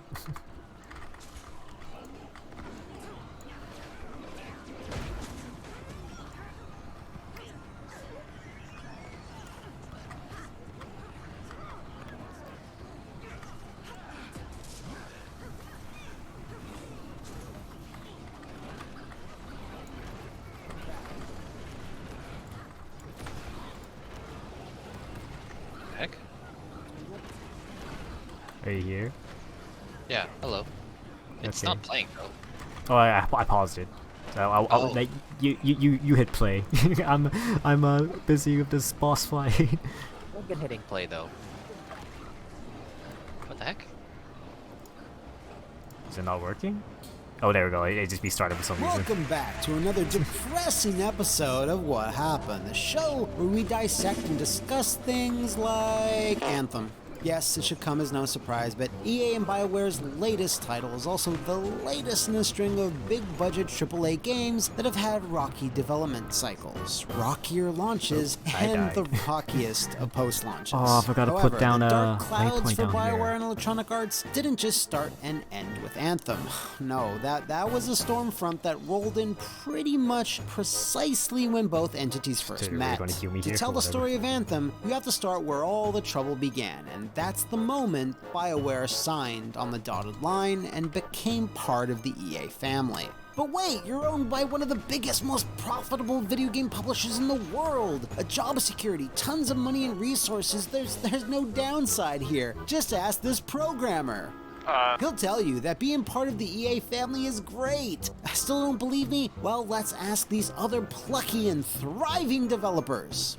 Jokes aside, the number of studios that have been purchased and then shut down by the publishing titan is indeed long and illustrious, and unless things change really soon, BioWare as a whole might be next on the list. But how is this possible, though? How could the minds behind Baldur's Gate, Mass Effect, Dragon Age, and Knights of the Old Republic be at risk? Well, when you have a project that's been in development for the better part of a decade, was intended to have a persistent online life of 10 years, and coupled with some murky sales numbers, well, things start to get very what happened-y. So let's all hop into our time cop cars and try to see how we got here. In the year of our Lord, 1995, which gave us such milestone events as Pierce Brosnan's turn as 007, Diddy's conquest monkeying about on the SNES, and the release of the greatest video guide of all time, BioWare was founded in Edmonton, Alberta, Canada by like 10 or 12 doctors who quickly made a name for themselves with 2 releases on the PC, the mech sim Shattered Steel and the incredibly influential RPG Baldur's Gate. Thus followed was a string of even more hits, which BioWare produced under different publishing partners, and included such standouts as MDK2, Neverwinter Nights, Star Wars KOTOR, and Jade Empire. It was around this time that the bells of looming fate began ringing and Electronic Arts came calling, since they seemed to have a bit of a fetish for buying top pedigree developers that cut their teeth on the PC market. BioWare fans, of course, were overjoyed. Very quickly, things started to happen a little too quickly. The purchase of BioWare was made public in 2007, and over the subsequent 2 years, a lot of key staff just quit the company. Trent Oster, one of the 6 original founders, formed Beamdog in 2009 and was joined by Brent Knowles, one of the senior designers on several of their older RPGs. These 2 big departures happened during the time of Mass Effect 2, and that was a series which of course was a commercial and critical darling at the time. It didn't go unnoticed I by just did fans, their however. The sci-fi meta in this franchise map. was still Okay, that a bit of wasn't a so bad. departure from the high fantasy the company was known for, especially when it came to the moment-to-moment gameplay.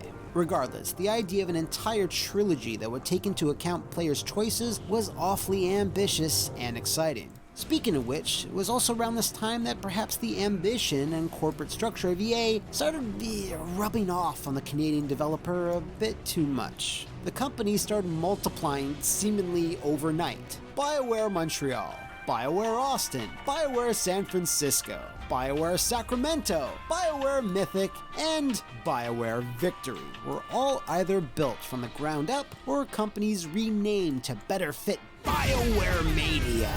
All of these subsidiaries were formed in just a few short years. For right now though, let's fast forward to the release of Mass Effect 3 in 2012, a beloved sequel that capped off the epic trilogy with class and absolutely no controversy whatsoever. Featuring things RPG fans love, dumbed-down dialogue trees, and narrative choices that changed the colors. I'm not five shapes and colors the likes of which I've never seen. This was not exactly the conclusion fans had waited for, and it was ill-timed because Dragon Age 2, released a year earlier, had already experienced similar fan backlash. This 1-2 punch of disappointing sequels was the first sign that BioWare was maybe stretching themselves too thin, because their stories certainly were.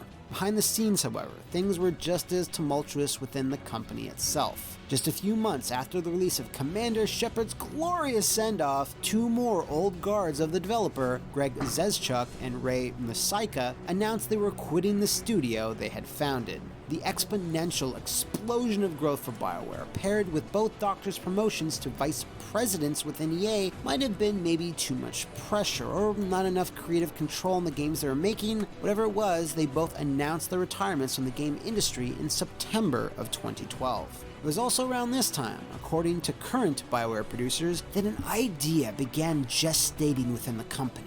An idea they had no clue what to do with for years. Initially, the project was codenamed Dylan because, it'll be the Bob Dylan of video games.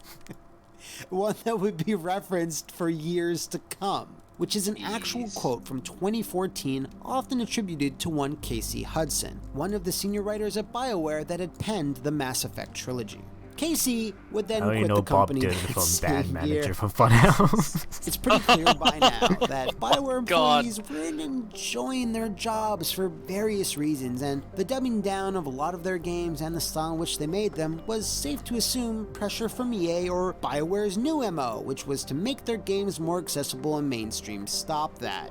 Work continued on Bob Dylan for 3 more years in absolute silence until E3 2017, where at EA's conference, Anthem was shown to the world. While it was certainly nice to see a brand new IP from the developer, reception was a bit mixed. There were clear similarities anyone could see between another loot-based cooperative shooter, Destiny, which released 2 years prior. Whatever Dylan was originally going to be, it's obvious that more than a fair share of design choices were inspired by Bungie's IP. It's an online-only sci-fi world that had you shooting monsters for loot, and there seemed to be only shreds of an RPG left in the game. BioWare, however, told fans not to worry, but producer Ben Irving worried them further with the following statement. You think back to BioWare's history, it's kind of famous for creating these really immersive worlds and amazing single-player stories, relatable characters, but there was always a sense of wanting to do multiplayer. Even looking way back at With Neverwinter Nights, that had a multiplayer mode, and the Mass Effect franchise has a multiplayer mode, and Star Wars Old Republic is this huge online world. While story has been important, there was this real desire to create this shared world experience, to have an immersive and amazing story that you could share with your friends, both the story itself and the experiences that you have while out in that world. So that means no more romance options, no dialogue wheels. Anthem was pretty much abandoning anything BioWare had done up to that point. But hey, change can be a good thing. Those Javelin designs look cool, and man, the flying's pretty smooth looking.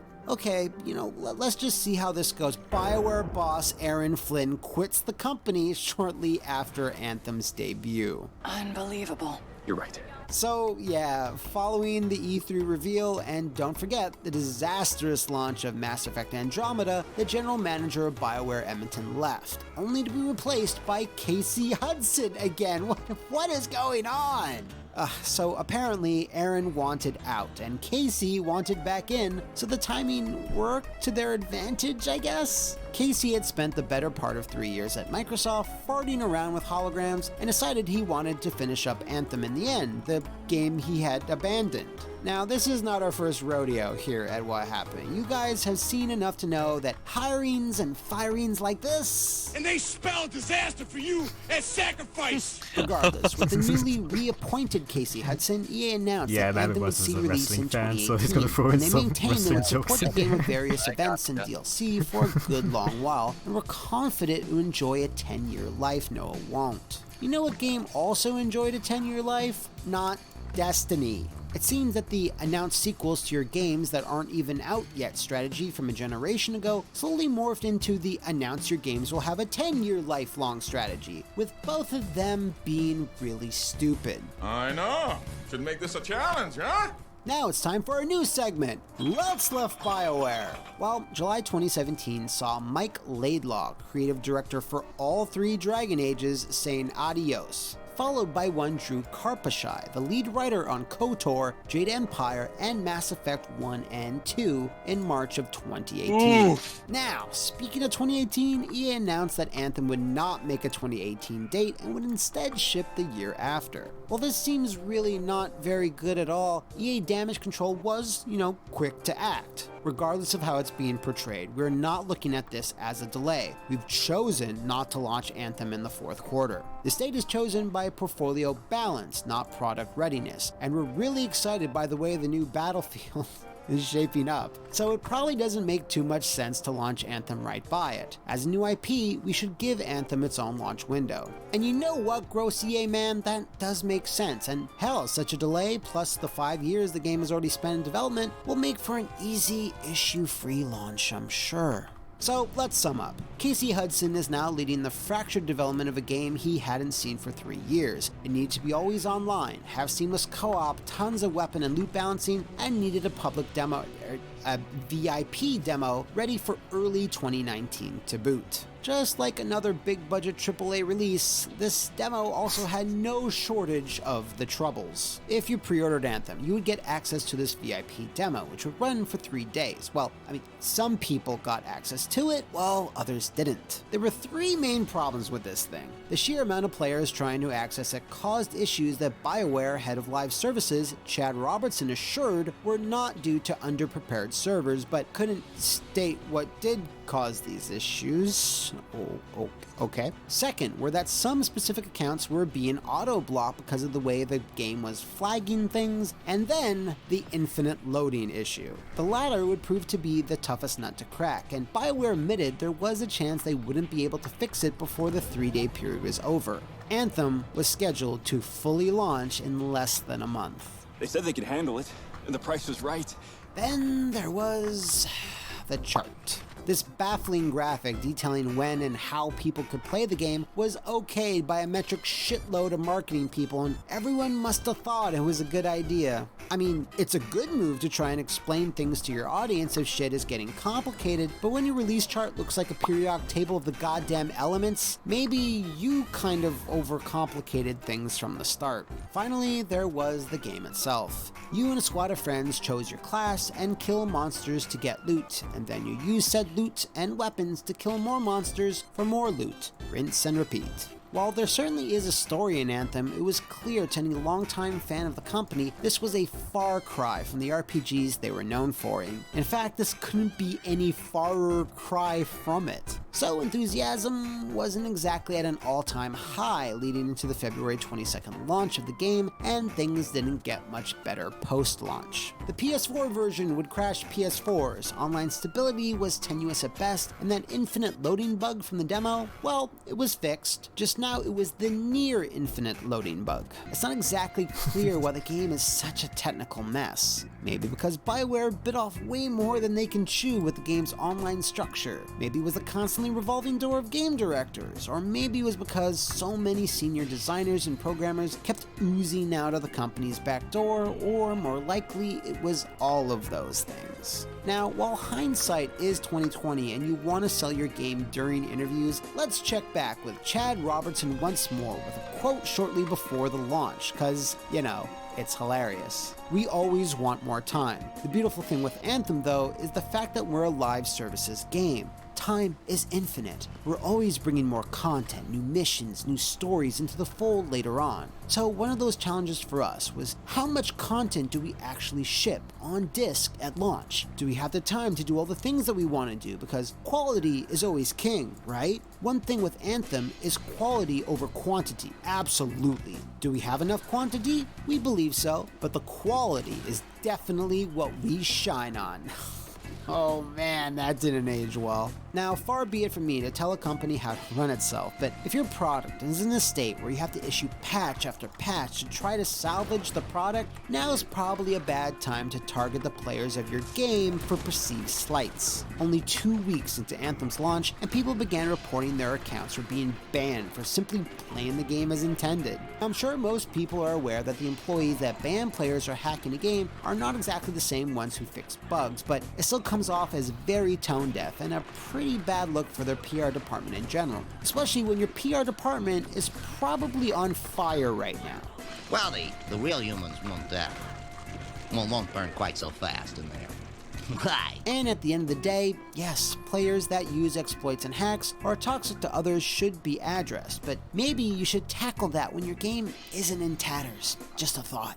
Like previously stated, both BioWare and EA are in damage control mode right now. Every other day there is a patch to fix some things, but it winds up just breaking something else entirely. Also, since launch, players loudly complained about the quality and quantity of the drops the game was providing, but this seemingly fell on deaf ears for weeks. Then, on March 15th, BioWare relented and increased the quality and frequency of the loot players were receiving. Now, this is either an actual intended fix or a calculated move to satiate disgruntled players. Worse than that, however, there seems to be an underlying issue that even the chunkiest of patches will never solve, that this is not exactly the game ardent fans of the developer wanted. At its core, it's an online loot-based shooter in a sea of online loot-based shooters, with simple window dressing masquerading as actual characters or a meaningful story. Now, it's admirable to want to make a product outside of your comfort zone, but it's pretty clear that the prolonged, unfocused, and fractured development dotted with a lot of talent leaving throughout the years hurt Anthem from day zero. While it's an exciting goal for your game to be referenced for years to come, in this case, it won't be for anything positive. More so than that, BioWare itself is a cautionary tale of a company reaching beyond their scope and expanding far, far too quickly. Of the aforementioned BioWare subsidiaries, all but one has been shut down or just renamed, with that being BioWare Austin. Now, while some may say that a developer of their pedigree could never be closed down due to its past successes, the same was said of Pandemic or Visceral and a whole host of others. So with all this, it should not surprise that Anthem is now the lowest rated game BioWare has ever released, narrowly edging out its competitors Sonic and the Dark Brotherhood. This would also be the time to address the commercial prospects of Anthem, because while exact numbers are not public, it was the #1 selling game last month. A month filled with holdovers from January and not much else in the way of competition aside from maybe Metro Exodus or Far Cry New Dawn. EA told investors they expect Anthem to sell 6 million units in 37 days, so it has until the very end of March to achieve this. But right now it's a bit murky if they are on track for such a number, because as of right now, all EA has said is that Anthem is BioWare's second most lucrative launch outside of Mass Effect 3, but again, the units sold both physically and digitally are not yet known. And now that most players have finished the main campaign, the immediate concern is the endgame, as there isn't much reason for people to continue with it, at least when stacked up against similar shooters. Now, in terms of fixing that and the future of the franchise, let's get one final quote from the man himself, Casey Hudson. We were, of course, very disappointed about the launch, as were many of you. I've been in there playing with you since those early days, and it makes me sad to hear about any issues that would hold someone back from fully enjoying the game. I take that very personally, and it's been our top priority to get improvements out to you in the fastest, safest way. The safest? What is he talking about? We continue to listen to your feedback, with more improvements to endgame loot and progression, game flow and stability, and performance coming very soon. So there's a lot of work we intend to do, but we understand there is skepticism out there. No. We hear the criticisms and doubts, but we'll keep going anyway, working hard every day on Anthem, an ever-changing world, constantly improving and growing, and supported well into the future by our team of passionate developers. Godspeed, buddy. Godspeed. So while this tale might not have a definitive end yet, you never know when it might get one. But in the meantime, let me know in the comments if you're aware of any other baffling video game blockbusters that failed to bust any of the blocks, or head on over to the Flophouse VIP Lounge where you can officially vote on upcoming What Happened topics. See you next time, and thanks for watching. This one's a bit of a sad one to watch. Yeah. Yeah, especially nowadays. Shit. Wait, were you excited for the game? I was, but I never bought it.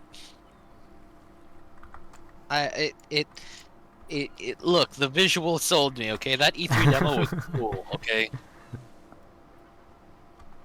That E3 demo was cool.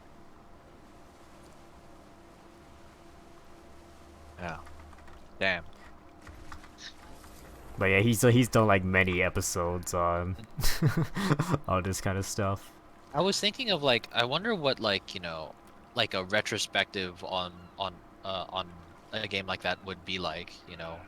Cause I mean, yeah, I think it would be like, again, like you said, a cautionary tale of what not to do. exactly.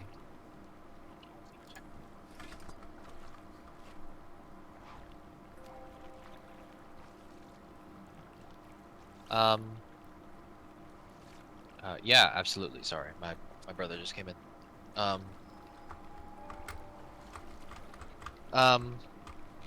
Yeah, there's this channel.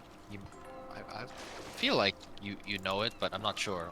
It's a guy called Racevic. Don't think I know.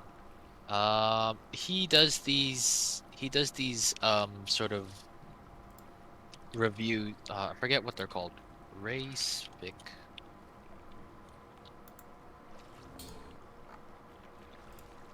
He does these reviews where it's like, you know, Metro Exodus 3 years later. Oh, I see some Carbon retrospect. 15 years later. I see.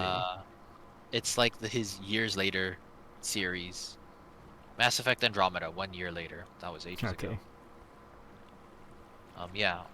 And he doesn't put out that much content, but every time he puts something I mean, out, I assume so. If it's something about like a retrospective on like older games, or like years or later. it's but whenever he does put out content, it's really quite cool. Like he did one on Modern Warfare, Call of Duty Modern Warfare 12 years later. Gosh, that was a cool one to watch. Yeah, but does he just mostly talk about like it's similar to trying how, to avoid the nostalgia of it? No, it's similar to how like it's like a chronicling of like the whole dev cycle, like from inception to how it became and then how it is now, right? I Like see. what it's like 12 years later, you know, what happened, you know.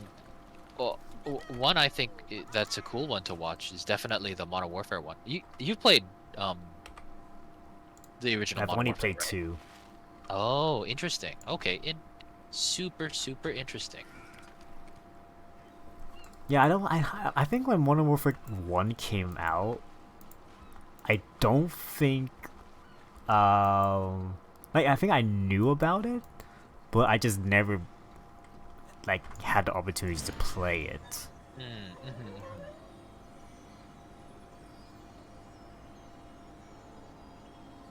I'm trying to see like, you know, what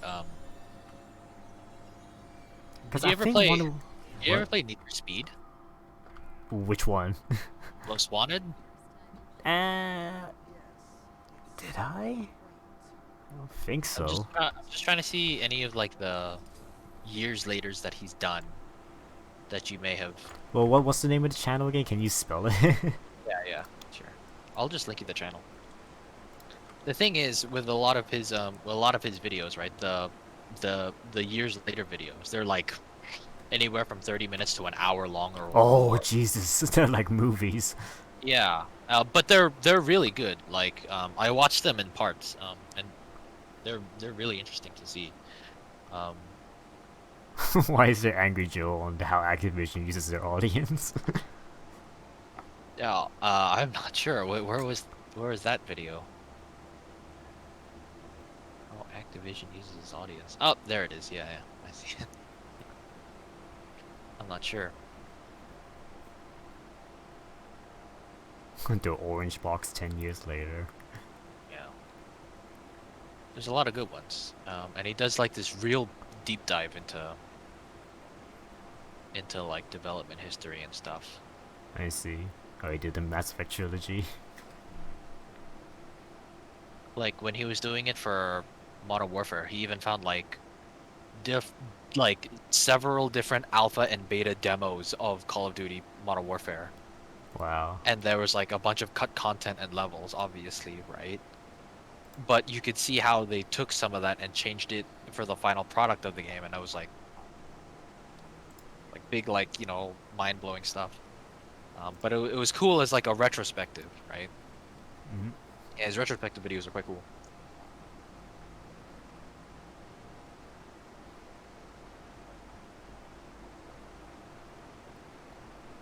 I'm like trying to think of like another like recent major flop that we all know of.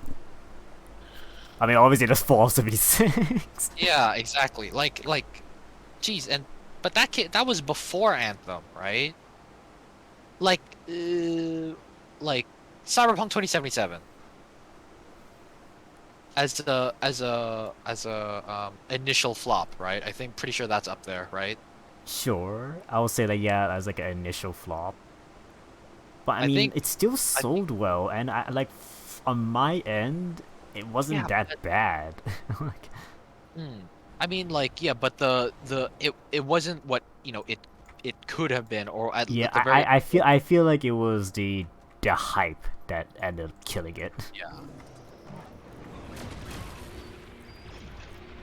I think it was I think it was more than just the hype. But then again, I didn't play it.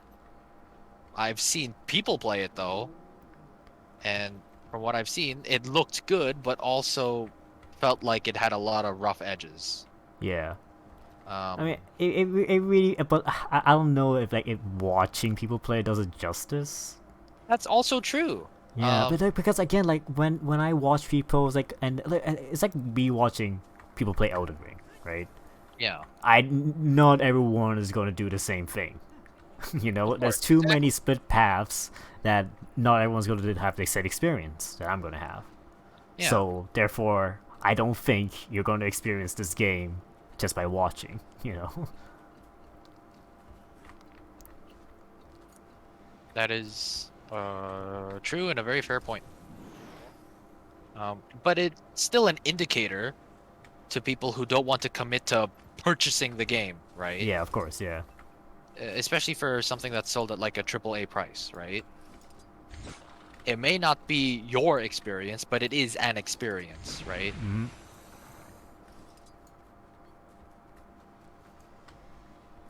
Like and like profit doesn't mean that the game itself was successful, right? Look at No Man's Sky, right? Hugely successful. One of the worst launches in gaming history, Yep. right? Like it's only in recent years, and mad props to them, right? Serious mad props that they kept pumping update after update after update after update for how long now? Six? When did it come out? 2015 or 2014? I don't And remember. It's been so I long. 2016. Yeah, PS4 in 2016. It's been 6 years that they've been pumping it out. And it's gotten a lot better, right? But Yeah. you remember, well, the hype is definitely one thing that killed that game, but also the sheer lack of content, right? Hmm. And I'm sure you and I both remember what happened to that, right? The madness Yeah. there. Now, No Man's Sky definitely did have a lot of overhype, and and absolutely Cyberpunk did as well. But Cyberpunk also has the No Man's Sky came from just a developer out of nowhere, right? Yep. A new It's an dev indie studio. Exactly, but they promised on a lot, right? And unfortunately ended up not being able to deliver on as much, right? Mm-hmm. But here with Cyberpunk, right? You have CD Projekt Red coming off the back of, Witcher Free. exactly, right? Which was, I Critically wouldn't say, acclaimed. yeah, exactly. Like, saying it was a fluke is, bogus because they've been leading up to this, right? They learned from their mistakes from 1, 2, and now into 3, and it's, you know, I I wouldn't say it's a fluke. They've obviously got a lot going on, right? But the bar was set high, right? Mm-hmm. And expectations and all that, right? Yeah.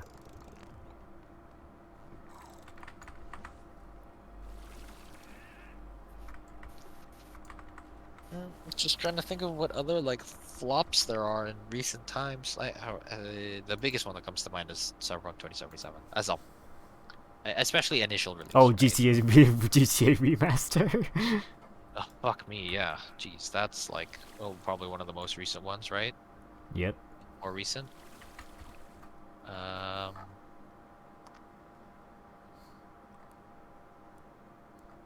Red Dead Online Was that bad?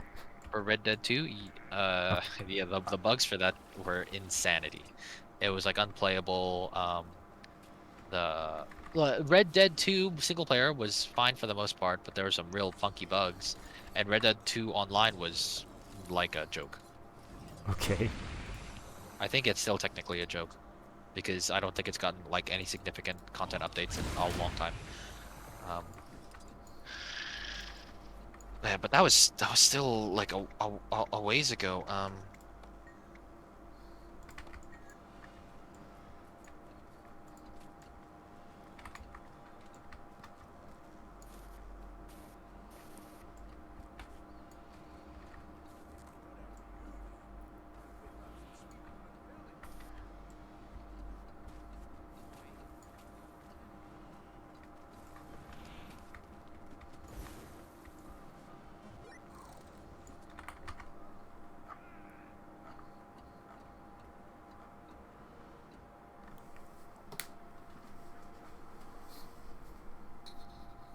Oh yeah, Marvel Avengers.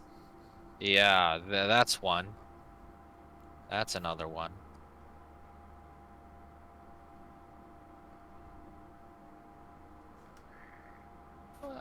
Oh, Balan Wonder World. Fucking hell. I wouldn't even have known about. See, I wouldn't even have known about that game if it wasn't for Donkey, though. So, Yeah. I mean, like, oh my God, that game was a fucking fever dream and a half. Jesus, just watching fucking Donkey play was like, what the fuck is going on? Why are they dancing? Do you want to know? Yeah, I can show you the what happened episode because the design product it's so sad because isn't this like the creator of Sonic or something doing this? No. It's just like, how did this happen? Why did this happen? No. Really truly what happened? Played Marvel Avengers? Nope. So from what I've heard, the game isn't like bad. It's just that it's a bit bland and content. Yeah, I think like the decision was like, why would you make this a grind fest? Yeah. Hey everyone, it's time for What Happened, a series of video essays gussied up like a cheesy game show to soften the blow of hearing about these sad stories from the video game and movie industries. I'm talking like this right now because I gotta be honest, this is gonna be a rough one, folks. Now, when we last left Yuji Naka, legendary game producer during Sega's heyday, before moving on to Square Enix in 2018 in an unknown capacity. That capacity is now very well known. Balan Wonderland is what Yuji Naka has been up to since he joined Square Enix some 3 years ago, but before that, he had spent more than a decade at Probe, the company he established after he jumped from the smoking, exploding, nose-diving plane crash that was the Sonic 06 disaster.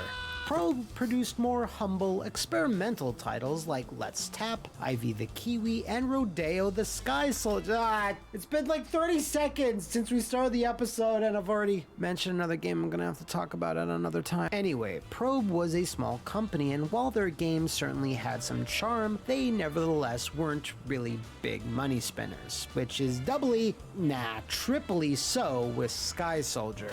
During this same time, Naka also contributed to a few outside titles, and one that's of particular note is We Play Motion, which, if you don't remember, and I assume no one but Scott the Woz even does, was a minigame collection that was designed by multiple studios. Now, the main developer of We Play Motion was a company called Arzest. They handled the programming and other technical aspects, while completely separate studios designed the actual mechanics of the minigames. Why is this important? Well, this two-way style development must have struck a chord with Yuji Naka because once the financial fallout of Rodeo was apparent, Naka then joined up with Square Enix, as stated earlier, and Probe was shut down, except they weren't. Strangely, Naka confirmed as late as 2018 that the company is technically not dead, as it still has one single employee. Oh my gosh. That's weird. Anyway, let's move on. Not long after he was hired, a subsidiary was formed around Naka to develop titles under the Square Enix umbrella, games that they wouldn't normally publish. Now, originally, Naka's first inclination was to make something simple and accessible, and had planned to make that a social-focused game for mobile phones. Shinji Hashimoto, however, Square Enix executive officer, persuaded Naka to change course and to start work on a platformer. He needed approval from the other heads of Square Enix first, of course, but once that was granted, the subsidiary was named Balan Company, and as we'll see, wasn't set up like a traditional studio at all. Their business model was centered around a core group of designers and artists who would do the planning and pre-production work, and once that was done, would then hire another company to handle the programming and asset building, which is pretty neat, I guess, although it does sound familiar. Where have I heard of that before? I just can't remember. That's not to say that this I was like, concept? Who's concept? And I saw, worked in the past. I It's possibly a contributing factor as to why what happened. So what platformers had Arzest worked on that impressed Naka and Square Enix so much that they decided that they were the team to hire? Well, that would be Yoshi's New Island, Mario and Sonic at the Rio 2016 Olympic Games, 3DS, I think that counts. And hey, Pikmin, that 2D action-focused Pikmin spin-off that you only just now remembered even existed because I just told you. And that's it. But that's fine. That's fine. Everyone needs to start somewhere, right? This the same team that made Devil May Cry 2 made Devil May Cry 3, for crying out loud. But here's the thing. The general plan from the start for Balan Wonderlands...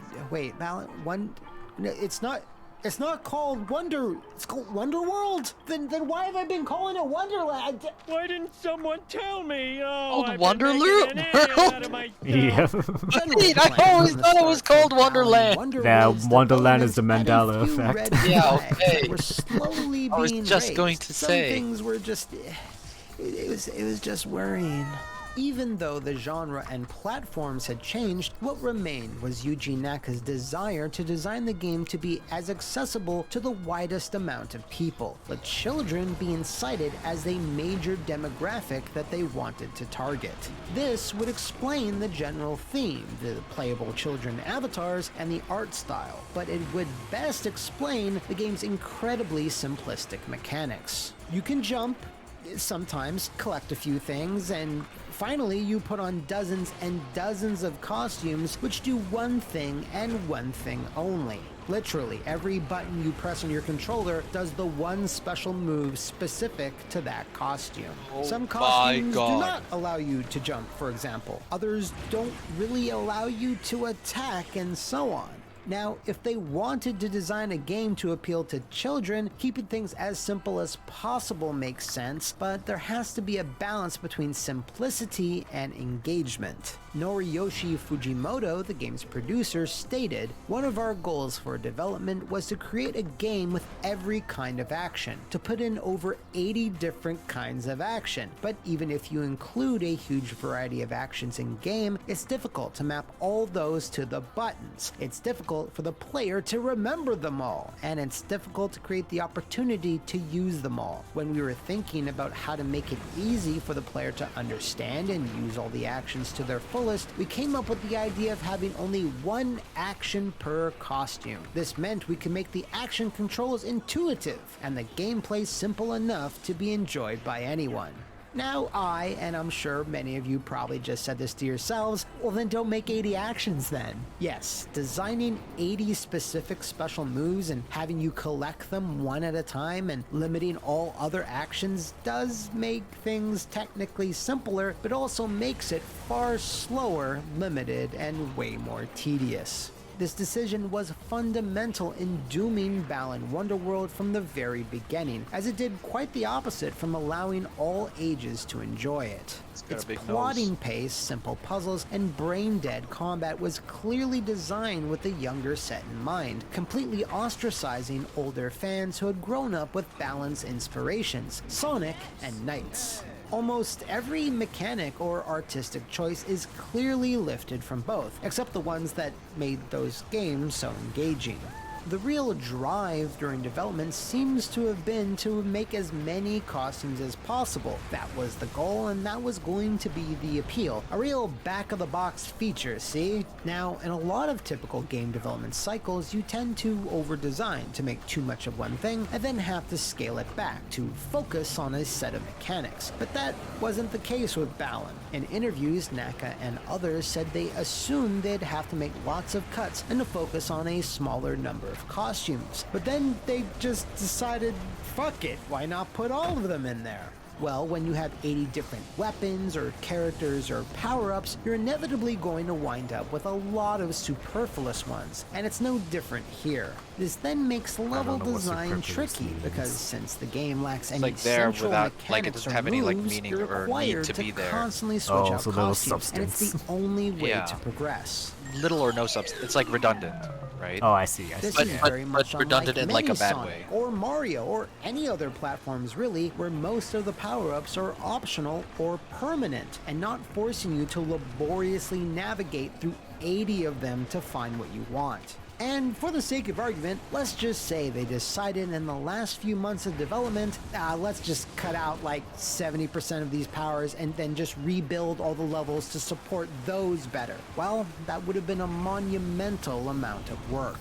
See, they wanted to make the game available to as many people as possible on as many devices as possible, which included the Switch, the PC, the PS4, the Xbox One, the Xbox Series X, and the PS5. The amount of testing, balancing, polishing, and optimization required to make such a change across all versions would have delayed it way past an acceptable point for Square Enix, and throwing brand new consoles in the mix like the PS5 and the Series X also complicated matters even further. This is due to the fact that when asked about what platforms Balan would bow on, Hashimoto offered, Whenever you're developing on a pre-launch development console, the tricky thing that many may not realize is if you encounter a bug, it takes more time to resolve, whether it was a problem with the game or a problem with the hardware. On the other hand, the overwhelming specs of the console meant that some technical limitations we faced previously were removed completely. This meant we got a bit carried away with the excitement, coming up with more and more costumes we wanted to add in during development.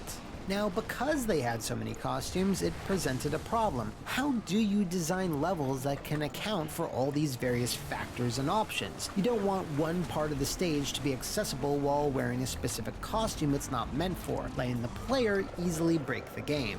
You also have to consider enemy placement. How can you predict what power-up the player has before every enemy encounter? Well, what did they do? They used an AI algorithm to scale difficulty, to place the power-ups and the enemy spawns within every level. So yeah, if you've played Balan Wonderworld and you find it kinda bland, generic, by the numbers, formulaic, binary, well, there's a reason. A portion of the game was designed by Skynet.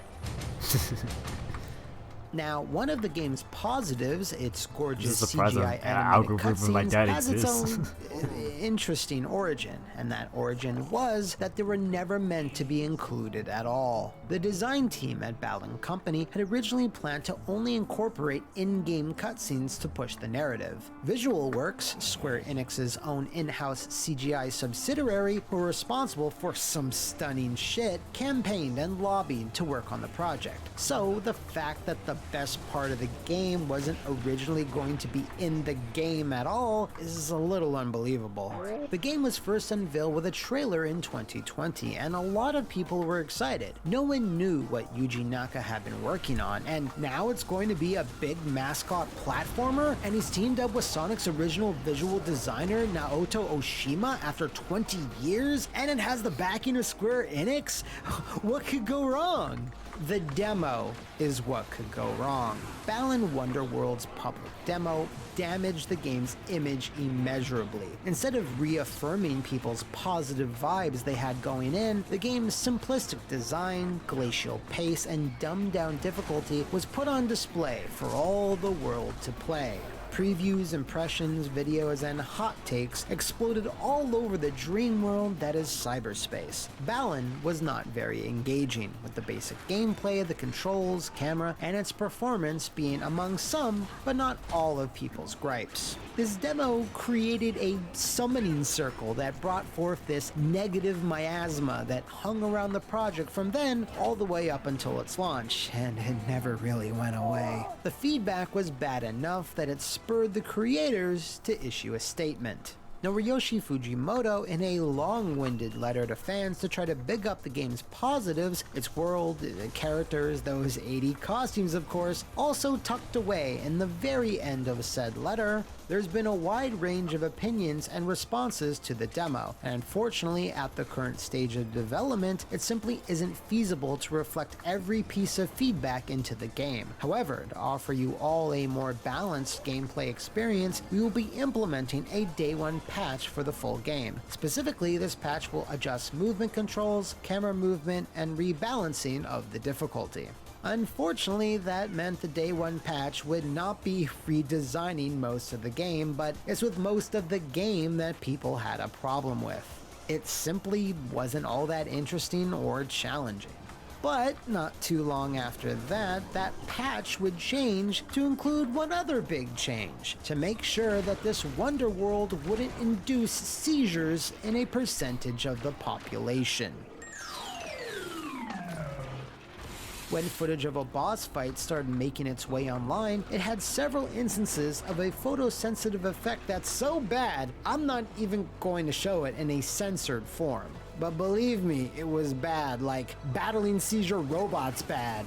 This news spread so fast that Square Enix, quicker than a whippet with a bum full of dynamite, announced it would need to be patched out. Square strongly urged players to download and install this day one patch to correct this, but regardless, it's always really bad when something like this gets through testing. If someone buys a physical copy of Balan, which is admittedly not very likely, quickly, and their console isn't online or they simply don't install the patch, well, it could lead to potential lawsuits. It was certainly another black eye for the game, coupled with the negative reception from the demo, and you have the ingredients for the gaming industry's newest whipping boy. Unfortunately, the poor feedback accrued from the demo continued over to the full game. Now, if Balan had been made by a brand new indie startup that had never shipped a product before, we'd probably not be talking about it right now. But because of the pedigree of its developer and publisher, well, that only made the Sorry, what did you vitriol say? that more Have you potent. played Hat in Time? Platformers are a tricky No, thing. I have it, but I Sure, have they not can be played it. appealing to kids, what with their bright colors and sugary odors. Oh, it'll never be the darling yeah, of that the was like an so-called indie game. platforming fathers who cluck first their game, I tongues, think. stroke their mustaches, and talk about what's to be done with this Balan Wonderworld. Anyway, music was also a point of contention. Now, while most of it is because it's not especially memorable, the allegations that one of its composers, Ryo Yamazaki, copied other famous songs is. It should be noted, though, that the jury is still out on that. Moving on, while reviews were overwhelmingly negative for the final game, there were some on sites like Metacritic that were positive. A bit too positive. Readers noticed a huge influx of happy-go-lucky opinions in the user score section, most of them in broken English, and all of them hilarious. Best game of the decade. A really shiny experience to live for. Just have some good moments of fun with a nice platform. This is the greatest platform game made in the whole gen. Egregious and absolutely stunning game. Now, while this next review is most likely trolling, I just have to include it.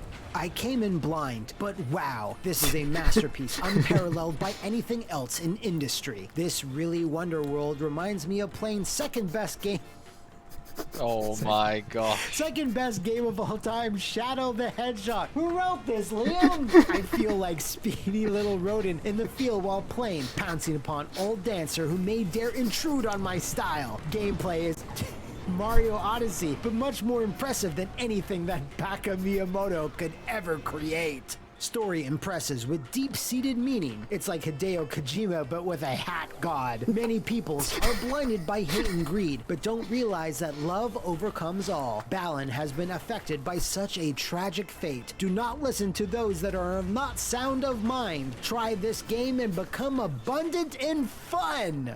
Fucking legendary. Now, positive review bombing is rare, but it does happen. It could have been just a bunch of enthusiastic old Sega fans that just wanted to big up Naka's latest, or maybe a marketing company who are trying to salvage a game's poor reputation. We don't really know for sure. What is for sure is that one little bit towards the end of that last review. Balan has suffered a tragic fate. As of this writing, the game's commercial performance has been revealed, and it's not great. In its first week in Japan, across all versions, it failed to crack the top 30, with estimates hovering around 2,000 copies sold. The Nintendo eShop charts in both Japan and North America were also bereft of Balan's magic. But in the UK physical charts, it also failed to break the top 40. Well, this clearly didn't work out, but I'm sure Naka and Balan Company can take a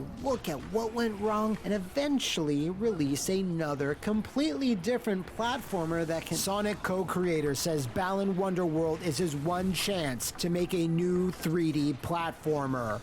Yeah, so apparently Square Enix upper management only greenlit the project on the grounds that if it wasn't a success, it would be the last time they would publish such a game. That's a weirdly harsh mandate and not entirely fair. They clearly made this game to appeal to children, but it wasn't really marketed that way. In fact, it was barely advertised at all. And now there's even less advertising for it. If if that were possible. With no real reason given, Square Enix decided a week ago to completely scrub the internet of the Wonder World demo across every single platform. This is similar to Sega's move in 2010, where they delisted the digital version of Sonic 06, as it was similarly damaging the brand. And there's been no word from any official source if the demo will relaunch in the future, or the status of the bonus costumes players could attain through it. Yeah, so, yeah, fuck this demo. And in terms of Balance Ultimate future, well, there's been no word on that either. Will there be a new massive patch that overhauls things? Is that even worth it at this point? We just don't know. But with sales numbers being so dreadful, it just might be that this Wonder World is going to remain closed permanently. That wasn't easy. Okay, that was just bad vibes all over. Anyway, if you know of any other perilous projects plagued with platforming problems, let me know in the comments below. Jump and bop over to my Twitter, or open a magic door into the Flophouse VIP Patreon to nominate the subject you'd like to see next. See you next time, and thanks for watching. Yeah, that's why I say it's such a sad ending, because of the guy saying that was gonna be his last game and it was a failure. Yeah, jeez. Fucking hell. You know, I do gotta say though, like, our team did their job.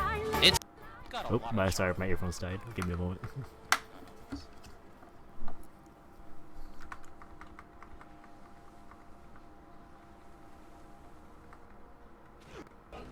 Hello? Hello. Okay, yeah. You said it was art team. Yeah, the art team, I think, yeah, I don't think the art was bad. No, not at So- all. I think quite the opposite, actually. I think the art has a lot of charm. I think it's actually quite endearing. I actually quite... Who the fuck is the hat dude? Is that Balan? I think that that's... Mr. Balan? Is that Mr. Ballad Wonderworld? Is that Mr. World? Mr. Wonderworld? Yeah, I actually like his character design. It's like quirky and it's fun. He's got a hat. Like, he's got the stupid shit-eating grin. Like, it looks fine. You know, as a mascot like character game. That's a mascot if I've ever seen one. You know. Yeah. Art. It looks actually genuinely really nice. Yeah. It's too bad the game direction wasn't. Yeah, know. exactly. Man. Feels like a lot of the problems to do with, well, I say a lot. I think a lot of bad games stem from poor game direction. Yep. Or At least poor that seems- business decisions. Yeah, that's it. Those are the big kickers, right?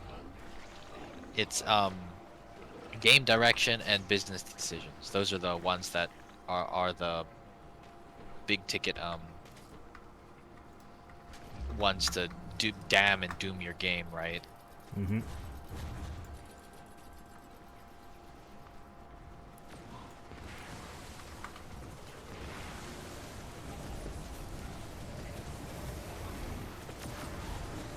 Yeah, I'm always so fascinated by the behind the scenes videos because, you know, like, I might as well be in the game industry at this point. Yeah, I know, Like, right? Yeah, because like what I'm doing right now with my company is that I'm helping lead some interns to make these virtual levels. Like, so we're making like 3D models of levels that you do in VR. So yeah, that's what I've mostly been doing on the creative side. That's very cool. That's hella cool.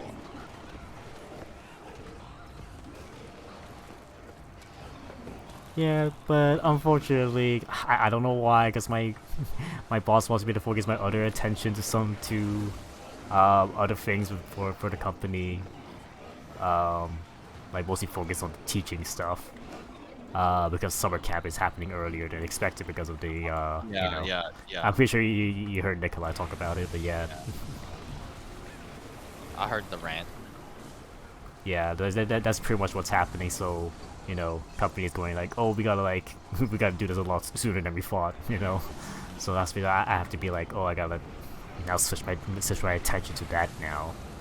So I it's mean like it's, that's kind of just like unfortunate, right? Like yeah, it's I'm sure, you know, if they were still in control, right, of all of that, um, then you wouldn't have to you would have to switch your attention so quickly, right? But yeah. because of the sort of evolving situation in Hong Kong, right, it kind of is what it is. Yeah, because like we made an auditorium and pretty much my role, like I was like, you know, like the lead role, and I was like telling the others like, okay, we need these assets, I'll be the one to put things together, right? And like, you know, do all the finishing touches and like clean it up everything, and you know, making sure it uploads to the actual thing.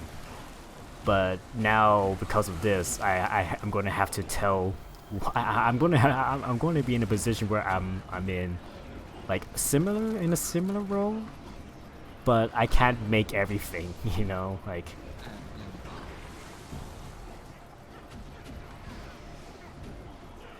So like, I don't know, like, do I feel like I'm leading?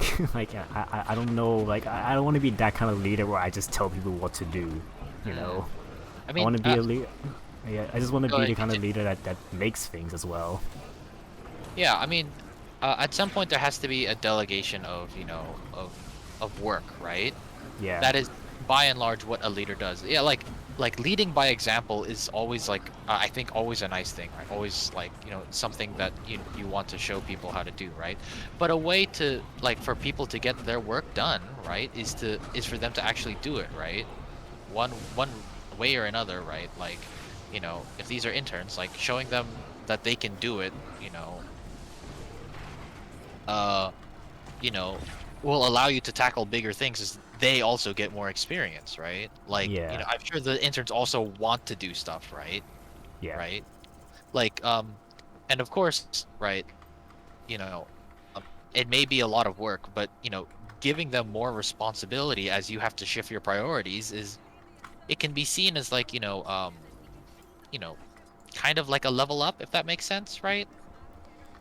I mean, it makes sense, right? Because you know, you can't, you need to delegate. I mean, again, delegating your time to something else, right? Yeah, You exactly. can't, like, you know, you don't want to delegate your time to something that's already fine on its own, you know. It's like Mhm. you don't need like two captains on one ship, right? So Yep, yep, yep. Like, you'll still be there to lead the project, right? But you also have other projects that need doing, right? yeah, what's not really project, it's more like classes to teach, which is Yeah. why I'm more like, oh, I don't want to do this, I want to do this instead, kind of deal. I mean, that's its own separate problem, right?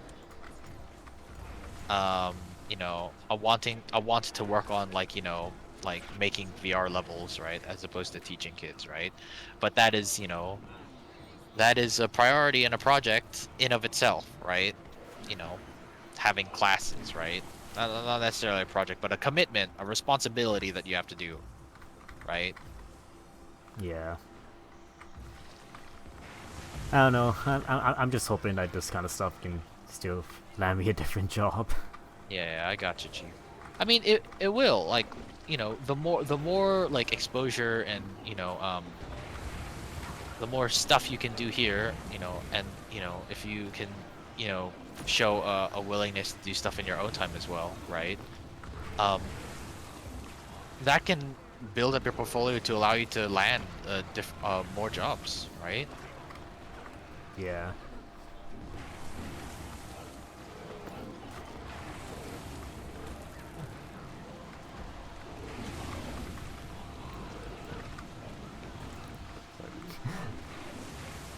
I'm just doing the this is the end game meta area, so it's pretty.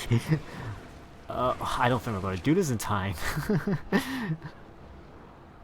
I joined in the middle of it, and I don't know how well prepared things are, so I don't know if this is possible. Gotcha. Because we only got 3 minutes, and there's still another phase after this one, so. I don't think this is happening. I think this is good. I think this is a fail. Oh well, at least I get some XP out of it.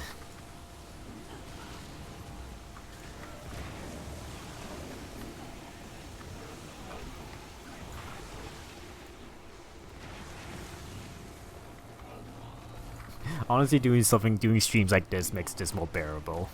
Because it's like, I don't need to put, like, just games where I just don't need to put too much thought into it. You know, don't need too much of my attention. And I could just, listen or talk in the background. I think I enjoy the stuff like that. Where you don't have to worry about the grind too much. You can sort of just do it and. Well, I mean, yeah, like, 'cause, like, this is it's still a grind, but at least they're. I mean, it's like doing work in a way, right? Like you rather to like, have your attention.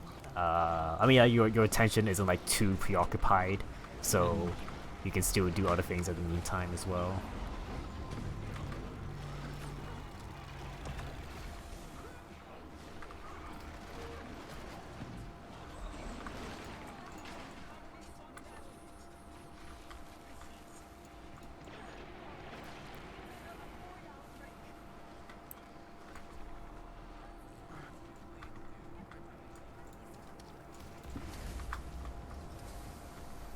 Oh yeah, have you seen Peacemaker?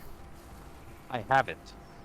Oh, I think it's like John Cena's best performance. Oh, nice. I liked Suicide Squad or the Yeah. Suicide Squad. Oh, you've seen the Suicide Squad. Yeah. Okay, then you will like it because it's still James Gunn, right? Like James Gunn Yeah. directed hands-on every episode, so Nice. you still have that James Gunn flair Yeah. to the whole show. Yeah, I watched the Suicide Squad on the plane back to Hong Kong. Yeah, so- I was pleasantly surprised at how good it was. So, man, James Gunn just knows how to make these characters that you have no idea about and just make them so lovable.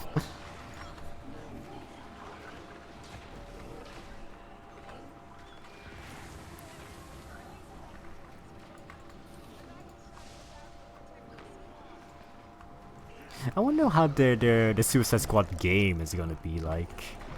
Oh yeah, the one where you have to like kill the Justice League, right? Yeah. King Shark is voiced by Samoa Joe. Oh really? Yeah. That's fun. That's cool. Samoa Joe's been doing like voice acting jobs.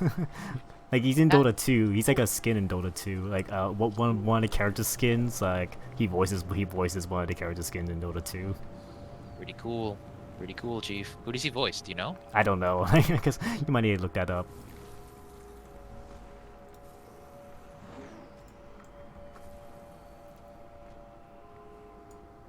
But yeah, everyone was saying like it's not his first time doing this kind of stuff. That's cool.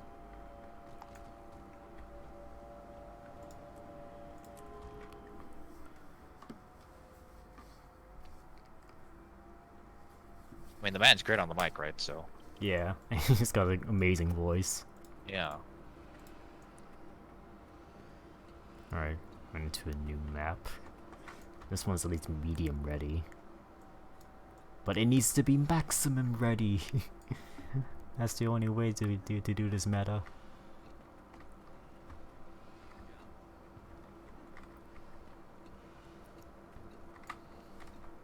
One thing I was gonna ask actually is how do you think like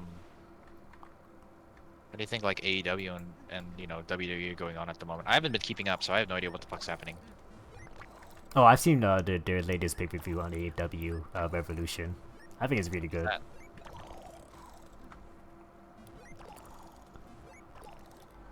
How about WWE? Does it still have its head up its ass? I mean, it's very hit or miss. Like, I'm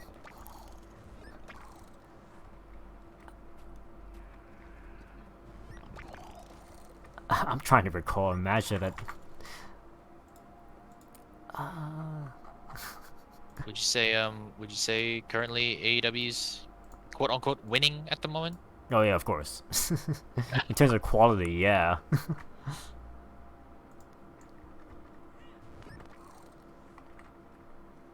Because like AEW just feels like a show, like it rewards you for being a wrestling fan, you know. like they do a lot of deep cuts or like, oh wow, what a reference, like that, like I think people in the comments put it best, like AEW is like being a Marvel fan in the MCU in a way. Like you get these references, like that kind of stuff, right? So that's what it feels like to be a wrestling fan with AEW. But with casuals, obviously they don't care. They just like seeing their their favorite superhero do all these things, right? or just take things at face value. So like if you kind of take that, like WWE is like taking things at face value, casual fans, right? And then AEW is like hardcore fans that know all the deep lore stuff. Cause man, CM Punk, oh my god, like he's like, I'm so happy that he's back, and he's not like he's actually he's like his love for wrestling is back. It's so nice to see.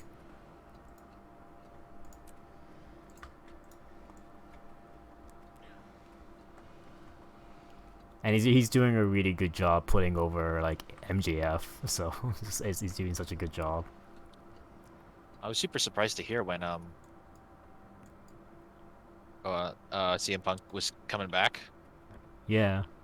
I was totally not expecting it.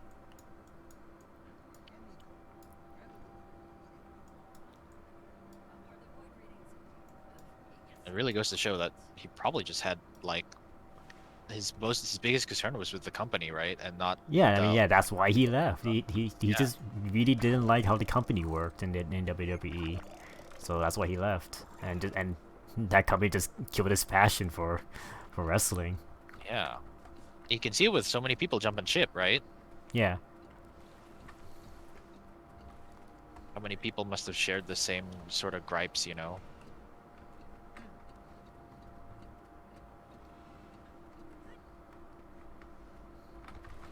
I feel like Survivor Revolution, what was the most standout match to me? Hey, wait, didn't Cesaro get released? Yeah, he also got released, yeah. That's fucked, man. I mean, like, I just surprised it didn't happen a lot sooner, or... That's also true. Because, like, I just feel like they didn't know what to do with him. I fucking love Cesaro. I mean, I don't think he'll be going to AEW. I feel like he'd be more of a New Japan guy. That will be cool.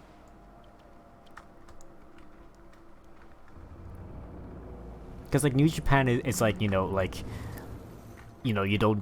need to talk, right? You just need to be a damn good wrestler. That's how you succeed in New Japan. Yeah, it's less about like promos and setting up storylines, right? Yeah. I mean, there is, well, obviously in Japanese, but it's really hard to come across with the language barrier. Yeah. So, Yeah. So being a Western wrestler, so you can still yell at people in English, right? But normally you do that as a heel.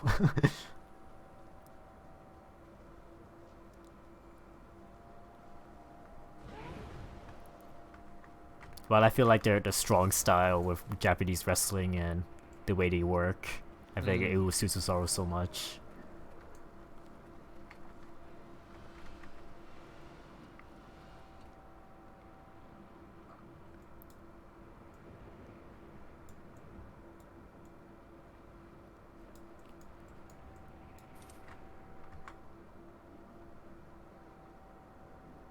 Because like AEW bought Ring of Honor, right? Oh, they did? Yep. Oh wow. It's quite the acquisition. Yeah. Especially in the wrestling world, right? Yeah. Because like Ring of Honor is like considered to be like the indie company, like this is where like all these big indie darlings came from, like CM Punk and Daniel Bryan and Yeah. Samoa Joe and just all of like the ones that made it big but with humble beginnings in a way. So yeah, now the AEW has bought that, But so like they're so what they're planning to do with Ring of Honor is to keep the show alive, and to use it like their version of NXT, like it's their developmental brand. Hmm. That's cool. Yeah, and it makes a lot of sense because a lot of people have their beginnings in Ring of Honor. What's it called? I think no, it's just still called Ring of Honor Oh.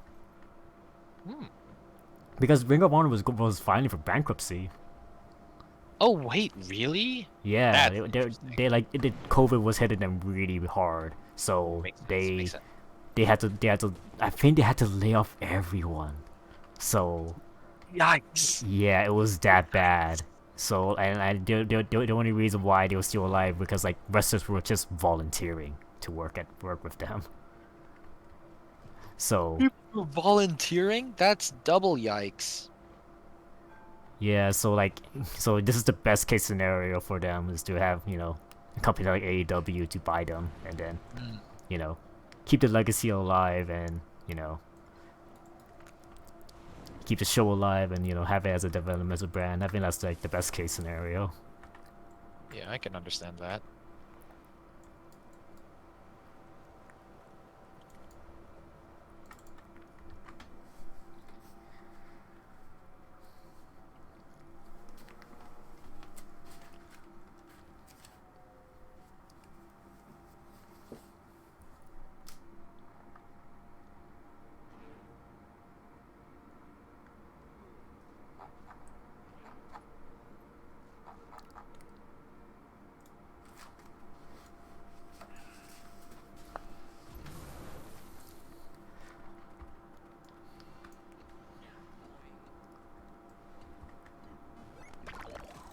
I think that's Revolution. That's 6-man tag. Well, there were two 6-man tag matches in that show, and they were all great. So there was the House of Black versus Death Triangle. House of Black with Malachi Black, Brody King, and Buddy Matthews. So obviously Malachi Black, formerly known as Aleister Black, and Buddy Black. Matthews, formerly known as Buddy Murphy. Yeah, that's right. I remember Buddy Murphy. I didn't recall Aleister Black leaving WWE, but I haven't been keeping touch. Oh, he left a while ago. Yeah, so apparently. Yeah. Because it was he's just like he had a lot of ideas, but then WWE is like, then it was like, okay, yeah, you know what, this isn't gonna work.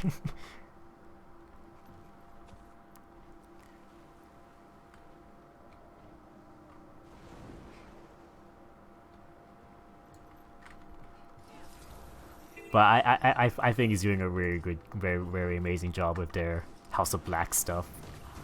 Like he's like I wouldn't really say like a cultist. It's like I don't Like a really know cult how to. leader?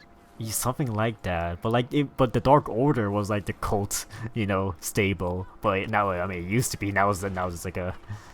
Ever since Brody Lee passed away, they can't really be seen as that anymore, because they're now Brody Lee. faces.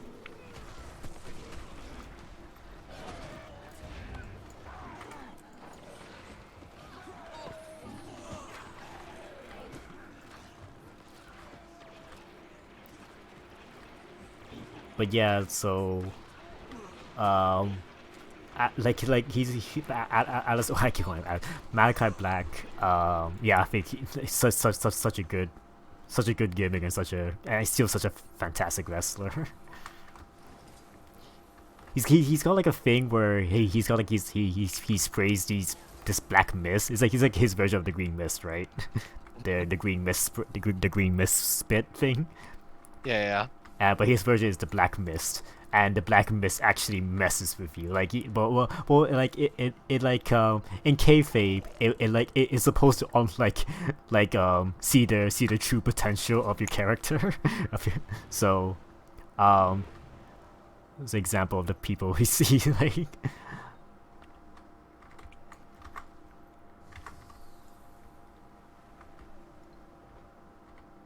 So like for example, he did the black mist spray to Pentagon Zero, and Okay. but then after a while he came back as Penta Oscuro, which means Penta Dark, Pentagon Dark. So it was like it's like his like you could probably guess the most edgelord Yep. gimmick. But like you know it's something like that. You know it's like their way of like reaching their dark side or like like get their mean side out of them.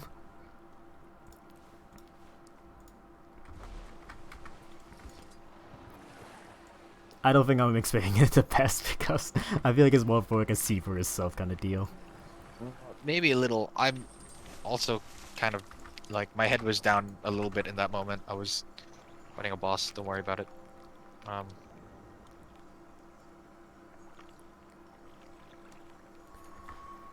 what was another one? Oh yeah, dude. Sting and Darby Allen, Darby Allen, and Sammy Guevara versus Matt Hardy and you know some of the other guys from Private Party and Butcher and Blade. But yeah, it was a 6-man tag match, no DQ, so it was a street fight, and with Sting, Sting. and Matt Hardy. God damn. Yeah, and Sting did a off the stands to the to table spot.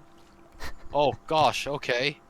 He's How's that 62. What the hell?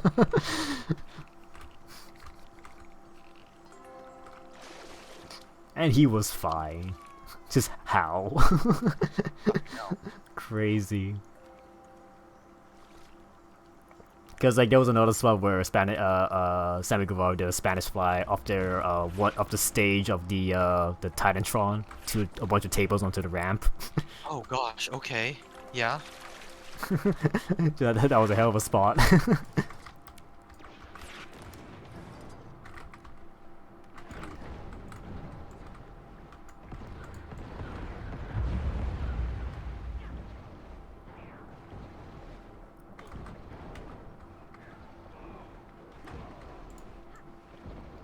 I think also the ladder match was really good.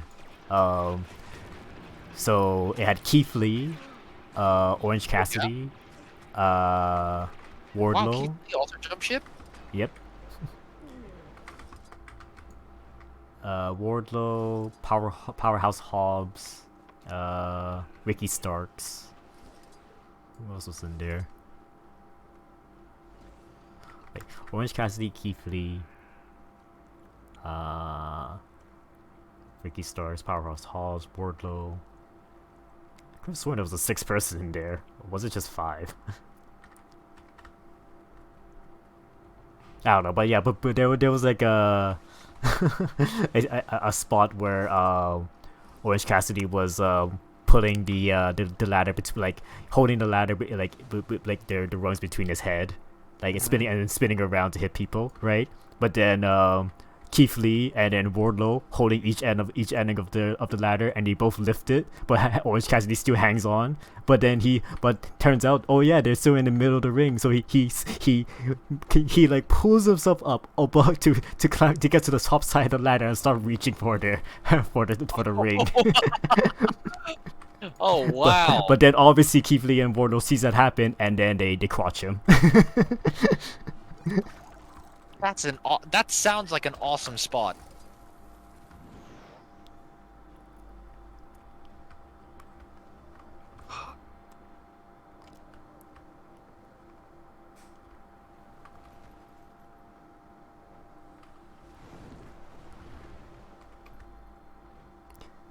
I can't wait to see Orange Cassidy in the main event picture, because I really do feel like they're really trying to build him up to be a main eventer. Because they know he's super popular.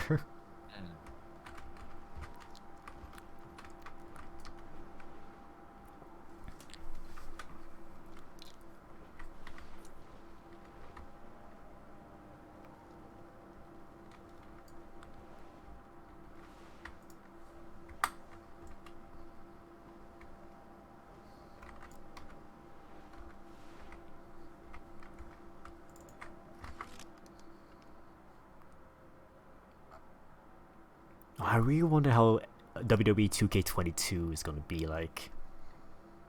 They got that extra year in, and I think it's their own like 2K's like own engine, and not using Yuke's engine anymore. I mean, I've seen gameplay of it. Apparently, like the gameplay is completely different now. In a good way or a bad way? I don't know. I feel like it's gonna be a case where I have to play for myself. But like, it still looks the same in a way, but the way you execute things are different. So they're like, you now have a light attack and a heavy attack, and you can combo. So, yeah, you can still Irish whip people using using B or circle. But yeah, strikes are now like light and heavy attack, and there's a dodge roll button now. Like you can still counter, and you can counter in different ways, but there's also a dodge roll now. That's interesting. Yeah, it really feels like they're trying to make a fighting game out of it. Yeah, a dodge roll sounds kind of weird.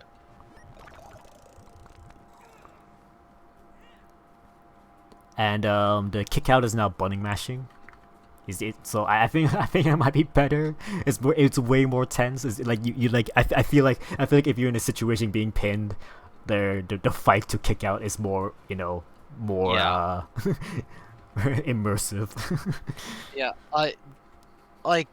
I think I would prefer a button mash as opposed to the time. Those QTE, yeah.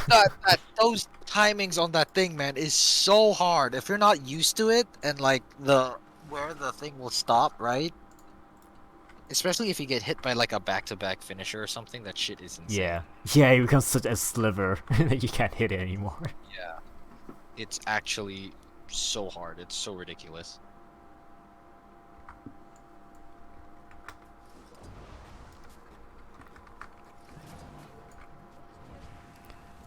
But I like that Rey Mysterio is the cover star, and we actually get go through his story. Unfortunately, there are some matches where like I seen like the preview of the showcase, like where is WrestleMania 22?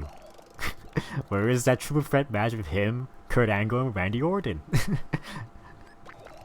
It's like, god damn it, he won the he won the Royal Rumble and won the World Championship. Why isn't that match in that showcase? like I don't know. I'm gonna assume. I hope it's like something you can unlock, but I don't know if Kurt Angle's in the game though. That's he- probably why that match is in. Or not in it.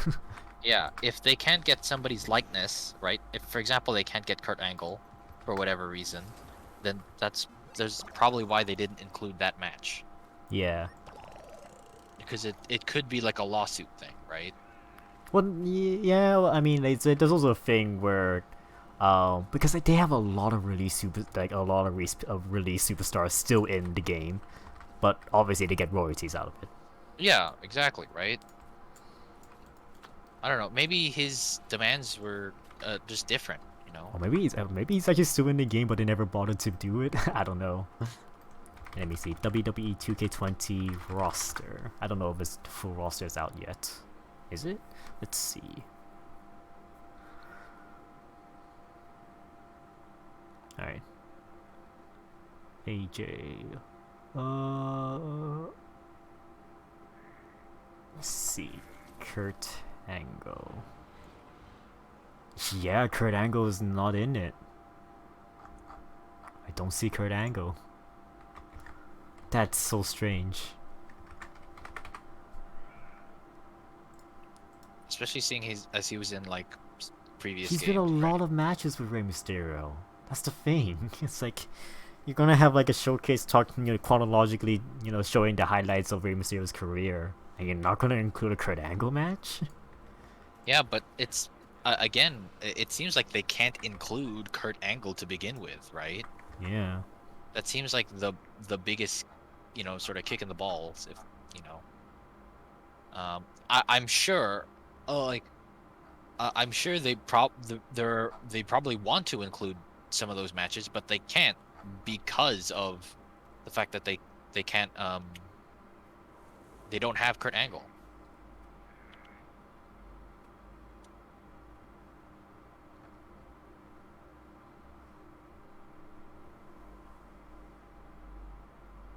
I wouldn't be surprised if that was the case.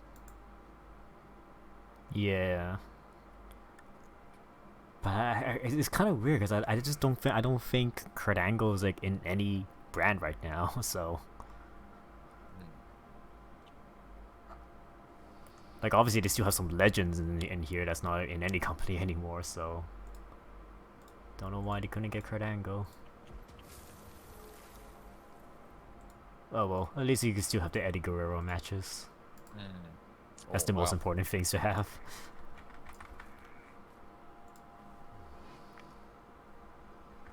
But yeah, apparently there's still the your character, your OC storyline, story mode.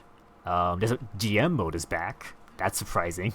Yeah, I think I saw that from like up down down Yeah. review. I haven't seen that video yet, but like I was like, oh wow, they actually done it. They actually brought back GM mode. I mean, it makes sense. The NBA guys have GM mode, so why can't I mean, it is kind of a different thing with GM mode in NBA because you don't have to worry about like how way a wrestling company works, right? Because like there's star value. Do you have a face or do you have a heel? Like you got to form these tag teams, or who's your main eventer? All this stuff. There's so many things to manage and to consider, other than just managing. Oh, let me get the best players, that kind of deal. Yeah. Yeah, I mean with those, it's more about team dynamics rather than like like main eventers and like Yeah. public stuff like that, right? Yeah. Because obviously it's like you can't have all the main eventers because like, well, someone's gonna be not in the limelight, you know. Look, and they're gonna get unhappy. Like that's the thing, they will get unhappy if they're not on the show a lot. Yeah.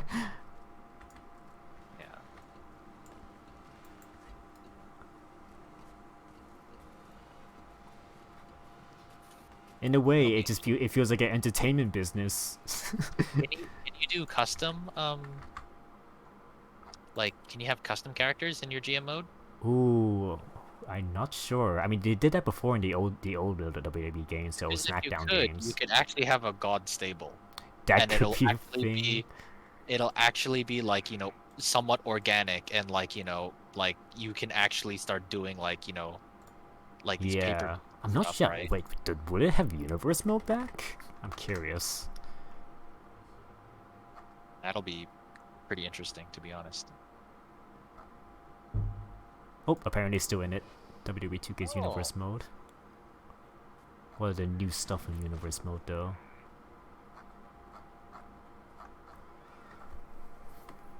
I don't see why they wouldn't have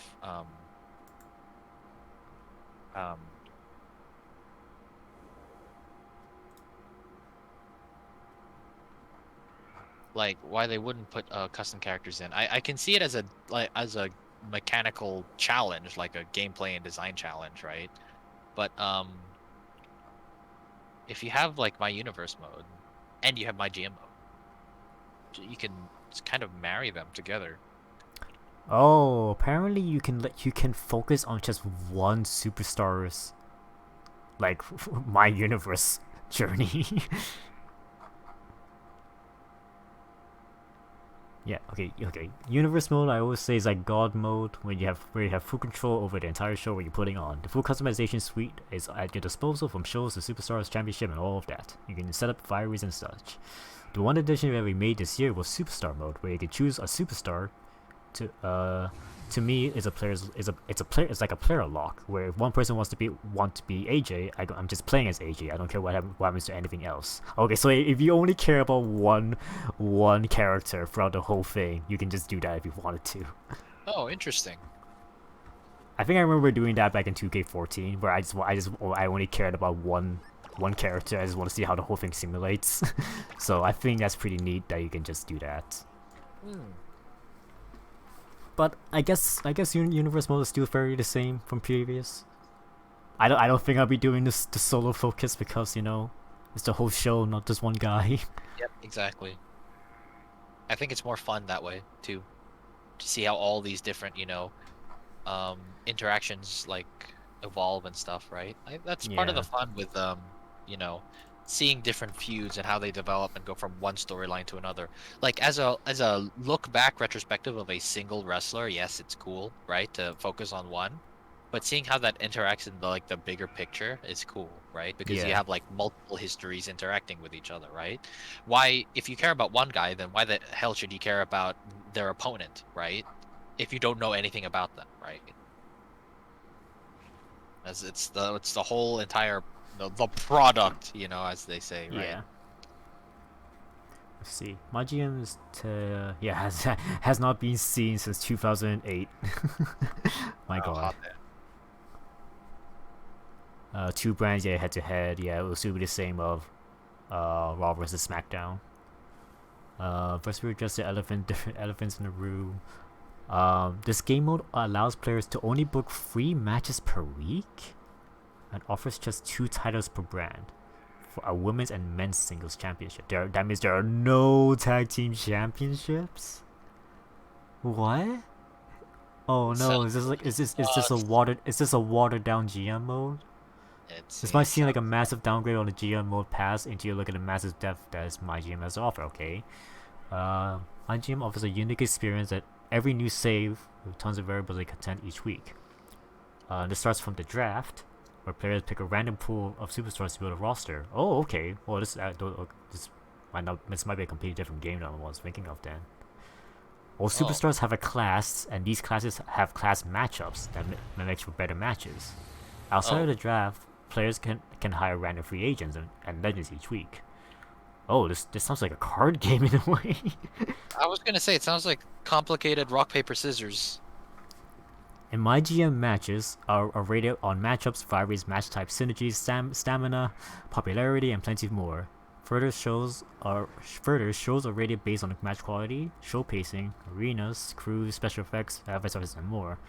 Combination of these ratings to decide how many fans you gain, how much money you make each week. There's so much to think about these 3 matches and 2 promo slots end up feeling like a ton. Oh, I see. So it's mostly, I think the reason why they watered it down because they want you to focus on the management side, not the matches themselves. I see. Yeah, but still, like not having like a championship, like the belts on the line, right? Like I feel like that's No, I something. mean like there's a men's singles and a women's single, but just no tag team championships. Sorry, that's what I mean, right? I feel like that's still a manageable thing you can do, right? That's part of the management side of things. I don't think that's too much of an ask, right? I feel like that adds more nuance. Maybe that's something for, I don't know, 2K23.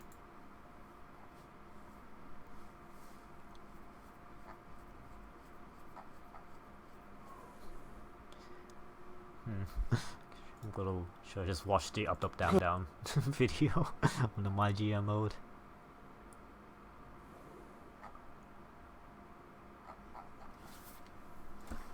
Just screw it. I'm gonna have it play over.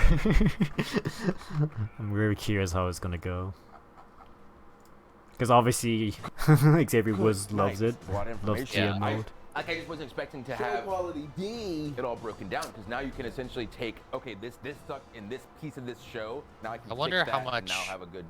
how much of up down down is now like sort of I'm your host Austin Creed, and we're playing. Yeah, because I'm pretty sure you know about that. Pretty much WWE has full control over the channel now, so. Wait, really? Yeah, it's not really Xavier's show like in a way. What? Like he's still like the host and everything, but like WWE still has like a say. He can't do what he wants to do? Yeah, exactly. That's why he's kind of demoralized to keep uploading stuff to up down down. Oh That's the reason why a lot of the stuff that's still posted to the channel is mostly sponsored stuff. Oh my gosh, what the hell happened? This is So you want to be a general manager for the greatest sports entertainment company in the world. I've been in this industry my I mean, again, it's just WWE being WWE. You are taking your first step into the mix. Tell me, what are you looking for? This is Fame, how you. glory, prestige. What kind of a general Hey, You know, is Finn Balor still in WWE? Yeah, he's still in. And there was William Regal, and he's no longer in the company. He's in AEW now.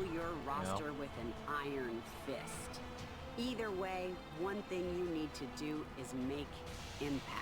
But yeah, I have a feeling like I would not be surprised if Xavier Woods leaves. I had to earn my You know? Yeah, at this point, I wouldn't be surprised either. Like I'm pretty sure he's done all his goals that he wanted to do in WWE. Because like his main goal was not to win like the World Championship. He wanted to be King of the Ring, and we got that. So I don't know what else he wants to keep doing other than just being part of the New Day. We're on the road to entertain the WWE universe. I feel like the New Day is such a stable though. Yeah. Lucky. But if you respect our business, if you love our business, then even you could become a legend one day. So are you ready? It's time to prove you deserve this chance. An opportunity that you can't let slip through your fingers. You must earn it. You must pay your dues. So I have to ask again, what kind of general manager will you become? Let's see if you have what it takes to be my GM. Dun dun dun. Maybe he knows how to make a video package. They really do. You know how to make a video package. All right, yeah, back to Gulag. First big choice will be deciding on which GM you'll take your brand to the next level. Each GM has their own unique power card that only they can use. Power cards are useful tools that you can use to gain advantage in your season. Okay. We got the Instigator. Power cards. Superstars GM.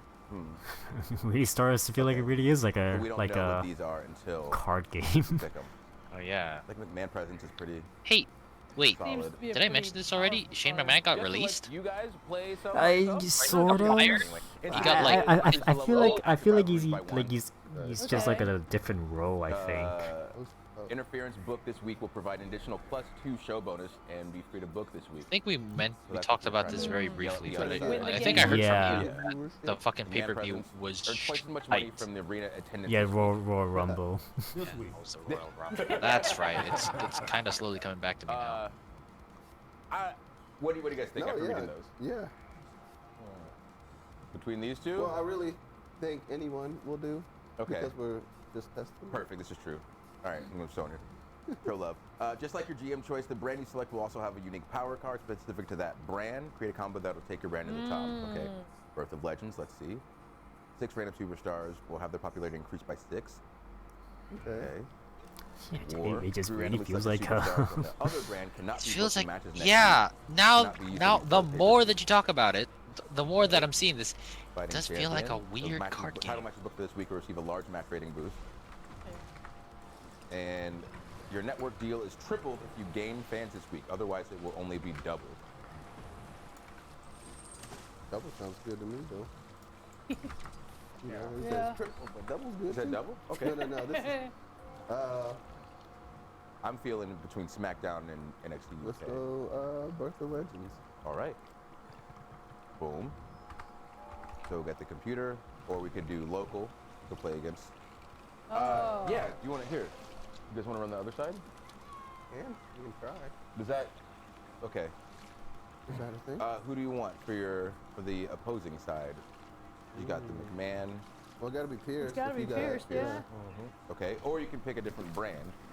No, Choose one. I think we need to show the NXT UK some love. Okay. Let's do it. UK, baby. UK. Okay, and so keep Adam Pierce. Wait, is that NXT? I feel or is that like the UK? reason why they want to streamline it because I don't think they want to have very long sessions.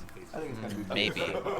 Yeah, because like if you see like Xavier versus Tyler Breeze in their GM wars, how That's long good to that know. took.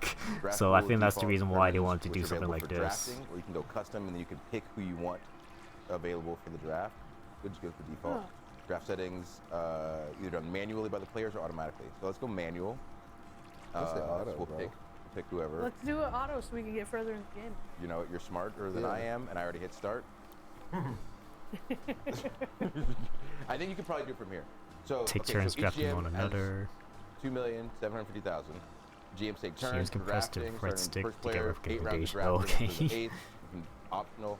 Can opt out of the Yeah, draft I want to without see what the cash, or superstars you can press look R3 to like. get Are recommendations they of the like draft. cards? You press square for more information That's why I about really wonder. Based on that, right now you can't sign Brock. You can't sign. Can't sign AJ. Can't sign AJ. Case and Randy. Okay, so we got classes. You can get like 100 Ricochet styles. Put them all in different outfits, and we're good to go. You can get me in there quite a few times, I'm sure. A whole roster of 100 ricochets. Let's see. So Superstar can play the role of a good guy or a bad guy, and to get the best matchups, you should pair them against each other. Okay? Matchups, you'll want to pair different classes with each other to get the best ratings. Giants versus cruisers, bruisers versus fighters. Oh, it is like a rock, paper, scissors. You'll find the goods and bads when you mix the matches different classes, so make sure to take notes. Their star power will determine how well they draw crowds and viewers. Even if you book a bad match, fans will still come pouring in if the superstar has enough power. Okay. Through a season, you can raise your superstar's popularity by putting them in matches, doing promos, or using power cards. Higher the popularity. Yeah, the card. Yeah. Oh, that's what we saw when we got Gulak at first. The better their matches will be rated, and the higher awesome. their star power. Up. Yeah. Don't overdo it. They get tired, stamina drops, and they can get injured. So your We stamina goes do down, hope that you higher can the have injury, custom characters popularity's high, more in fans are this. gonna come and see you. Because it did say like in like the draft selection, it did say like a custom draft selection. 100%. So I wonder if that means you can have like custom characters. Yeah. I don't know. They appear over there. Again, it just feels like a lot of Males and mechanics. females, good guys and bad guys, and varied classes. That'd be kind of hard. That'd be kind of difficult to put in a custom character. Lost, not sure to choose. R3 to show ones that'll be a good fit. Okay, so then your turn to. Oh, we just do on the same controller. Got you. So here, if we do like you were saying. Picking now is UK. You gotta go Drew McIntyre. Okay. Boom. I'm just gonna go through the recommended. So if you click recommended, it'll take you straight to the person, or you can take the things that we talked about, their strengths, their stars, their popularity, their stamina. And You can sit and spend so much time doing this. Yeah, you would for sure want to. Yeah, you could for sure spend a lot of time doing this. It's like fantasy football. Yeah. Johnny Gargano's doing it. A lot. Not anymore. King Nakamura. Oh, I was like, I thought you meant King Nakamura because Woods. he lost to Sammy. Yeah. King Woods will be in. You know, maybe DLC, maybe in the next game. You know, we'll get there. We'll get there. Is there blonde? Is there gold standard Shelton? Shelton 2002. So you can keep drafting Like an or outfit not. you unlock. So we're just gonna continue. Just go through. We got our both sides have 8. Boom. Oh, this is dope how they show everything. That's a great roster. Really is. Whoops. The Hawkins, baby. Boom. Oh. Zaha. I'm not mad at this roster. All right. So both sides have their roster.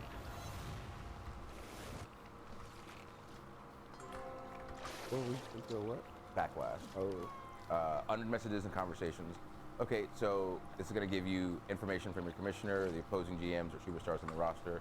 Conversations will lead to a promise, and you'll find those in your journal. If you ever forget, make sure to check each promise should be fulfilled within a certain time. You need to fulfill promises to superstars. Texting with Ache. I was born with it. Yeah. Let's go. Good. We're going ahead and add a 50K to your war chest to ensure your debut's a hit. Make it amazing. Okay, pick a champion. Make it amazing. Title matches get a match rating boost. So I'm going. Oh, nice! I got exotic fish. Titus is the Titus SmackDown is champion. Universal? Yeah, Titus is our champion. Nice. And Tamina is our women's. Love it. Boom. Confirmed. GM Hub. Okay. Most What a championship selection! Yeah, I know, right? Titus O'Neil as Universal Champion and Tamina as Women's Champion. What the heck, man? Let's see. Oh, he's taking us through.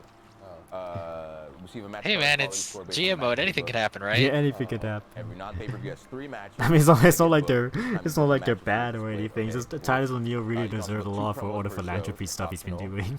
That's true. That's fair. That's the reason why he's not on TV that much, because he's been doing all this ambassador stuff. Those will come into play. Special match types provide better ratings. They also cost more money and deplete more superstar stamina. Everything makes sense. Spend more money to have a tables match. Your guys and girls are going to get hurt more, so the stamina is dropping lower, but the fan increase is going to be good.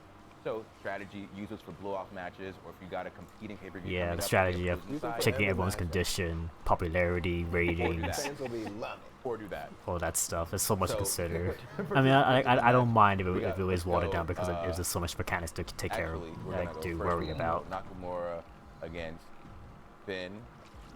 Whoops. Okay, so I messed up. We'll go Nakamura against Finn. Normal match. No interference. We're good. So you can. Okay. Yeah, we gotta build. You know. Yeah. Kelvin, you gotta build. You can't start hot. Exactly. Not have every match in the world. Right. It's a hot match. You know, we can't go into an Iron Man match. Why not? See, run in to let you choose a superstar to run in on another superstar's match. It will always end in a DQ. Great way to level up rivalries. We'll talk about later. Yeah. Interference lets you, yes, you enter the corner of a booked superstar and provides a nice show bonus, but causes the interfered superstar to be quite upset. Okay, so if your guys or girls are upset, then don't do this to them. We'll just go through. No. Ooh, Balor's still a interference. heel. Huh? Wait, is that? So we can I'm pretty sure that with match. the role, if it's like a red Mid-card thing, match it must is be gonna a heel, right? We'll go. Johnny and Tuck? Oh no, do less than Becky. You know what? No, it's good. I think so. Okay, so we have- oh, Wait, or is did- that part of the classes? Okay, got you. Who do you want? Aren't those? Tucker and Titus? Oh wait, no, Oh, those are what do you faces. No, you're right. Yeah, That's I think it's face and Oh, heel. no, no, They're yeah, red and yeah, green. you're right. Titus and Johnny. Tucker. Yeah. So Gargano was still a heel Yeah, this we'll time. put our champ on the show. Yeah, You're put it- champ in the promo, they yeah. Put him in Yeah. the promo. Oh, okay. Wait, so I see Smart. you can still have Okay. tag team matches, but Johnny you just Tucker. can't have tag Tables team match, championships, I Extreme Rules. assume. We'll go tables just so we see how it goes. Yeah. So, but then Boom, what's the save that point of match. having a tag team, though? unless you're gonna have the shenanigans of oh can they coexist kind of storyline. Oh, got you. Okay, so each week we've got things to do. Oh, this is gonna go. Booking show Okay, sorry, I'm logistics? gonna burn through these What? informational style. Guys, we're gonna. we Where wanna you get you on the where you information having on your GM show mode. We only have so matters? much time. Is that We're what gonna it's go through this saying? stuff quickly, but if you need a breather, just rewind. I know you want the information too. All right, booking show logistics. These are the show logistics where you as a GM will have finer control over booking everything outside of matches. This dictates your show quality score. From arenas to advertising, you decide it all, while matches are the most important part of the show will carry more Jeez, weight. it You shouldn't really neglect is this a part. lot. Okay, so there are 4 categories of the show: arena, crew, special effects, and advertisement. The base option for each category is free. Each category houses 6 different options. The free option will be selected by default until you change it. And I skipped High past school something arena, on accident. baby. So it looks like we got our venues as you level up, or as you go through the week. So in week 2, you got a concert hall. Ticket price goes up, show quality goes down in the situation. So you got to figure out where you want to do your shows. Here, high school gym, capacity 1,500, ticket price $7, show quality 5%. In the concert hall, which is the next venue up, capacity 2,000, so we're up 500. Ticket price goes up $1, so you're making more money. But the show quality loses a percentage, so you just got to figure out how you want to play this game. Then as we go along, all those things change up to the point where we're in the. They have the Thunderdome in They here. have a Thunderdome. Perfect. Big stadium. And What's the then we've ticket price? The big open- Thunderdome. $12 for y'all to get in. Yeah. Then we go down to crew. This is our actual ring truck.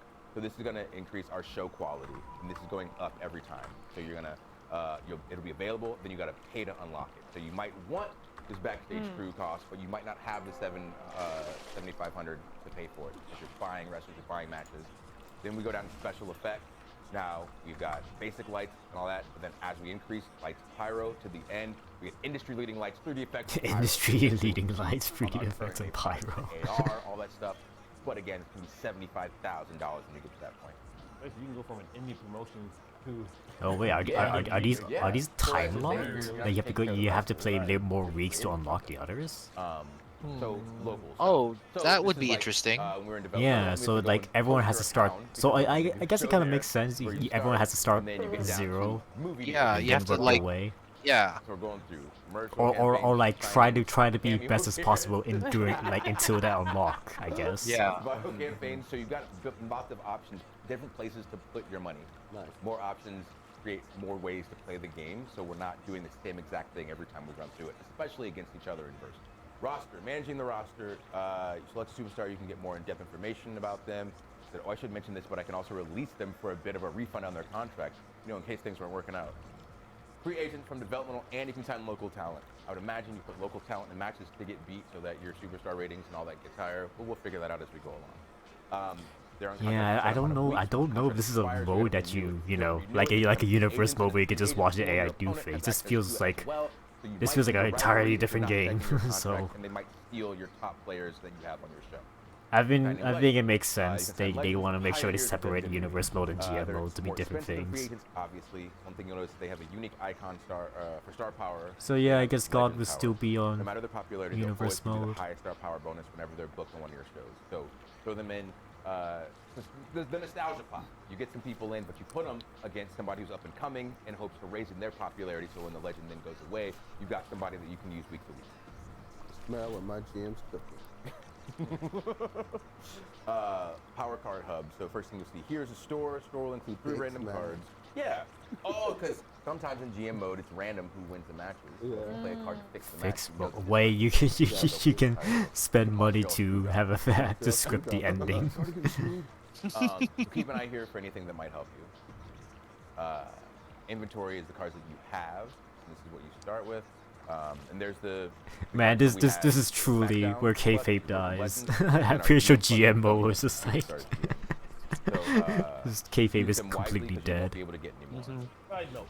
Yes. If anyone's like watching this and they like not freeze frame, but they focus on me and they see me bobbing, because I'm listening to the soundtrack and the I've been music singing is that good, whole and I am time, bro. jamming to the soundtrack, man. People are like, is he trying to keep up I with found Wood's? myself doing that too. But he's like, his word, his lips. I feel like that's a funny element in GM mode. Like imagine a jobber beats your main eventer, just all of a sudden. Come here, Wu-Tang weekend, and like, I'm like, Hasn't that happened before though? I'm over there singing. Wasn't there like a botch before where like a jobber just pinned like a world champion and then like they held the title for like a day and then it got immediately stripped from him? I could have sworn that happened before. I'm trying to think of which one you're talking about. They gave it to like just some random guy who was meant to be a jobber, and it was just he was like, I'm not supposed to have this. This wasn't supposed to happen. Like I think the ref counted too fast, and like the champ didn't like get time to kick out, and like the match wasn't that interesting, and then the guy was like, wait a moment. You were supposed to kick out. GM mode, very exciting times. The number one spot to keep up with things happening on your Yeah. roster is your journal. That would be hilarious. So Triple H Trying to think, because I'm trying to look it up. All I see is like like surprise jobber wins, But they obviously that sounds On the right booked. side, you'll find a So commissioner goal. Every week the commission will have a new goal for you to achieve. So this week's is train one of your emerging talent stars to become a permanent senior superstar for your brand. Oh, yeah, schedule a run-in affair. because I knew Santina Morella You can won tell, 'cause the I can't Intercontinental read it. title I from can only Umaga. read And hey Grim Yes, thank you. Sire, we're just I'm just fishing in Guild Wars while watching I got LASIK down. for the WWE 2K22. But yeah, like Santina Morella, he was like he that was his debut match. Like he like how he debuted, like he was a random person in the crowd, right? And then he had this match against Umaga for the Intercontinental Championship, and Bobby Lashley interfered because it was no DQ, I think so. And then Bobby Lashley came in and speared Umaga, and then put Santino Marella on him to pin him, and then Santino Marella won the Intercontinental Championship by being a random guy in the audience. Actually, Oh, the main event. yeah. We got Tamina up against Becky in a Hell in a Cell. Hell in a Cell. Interference. Bliss interfering What's going on? for Becky. For Tamina? That means that she's attacking Tamina, yes? Okay. I mean, I'll probably do this like if they do allow custom characters and custom rosters. be fun.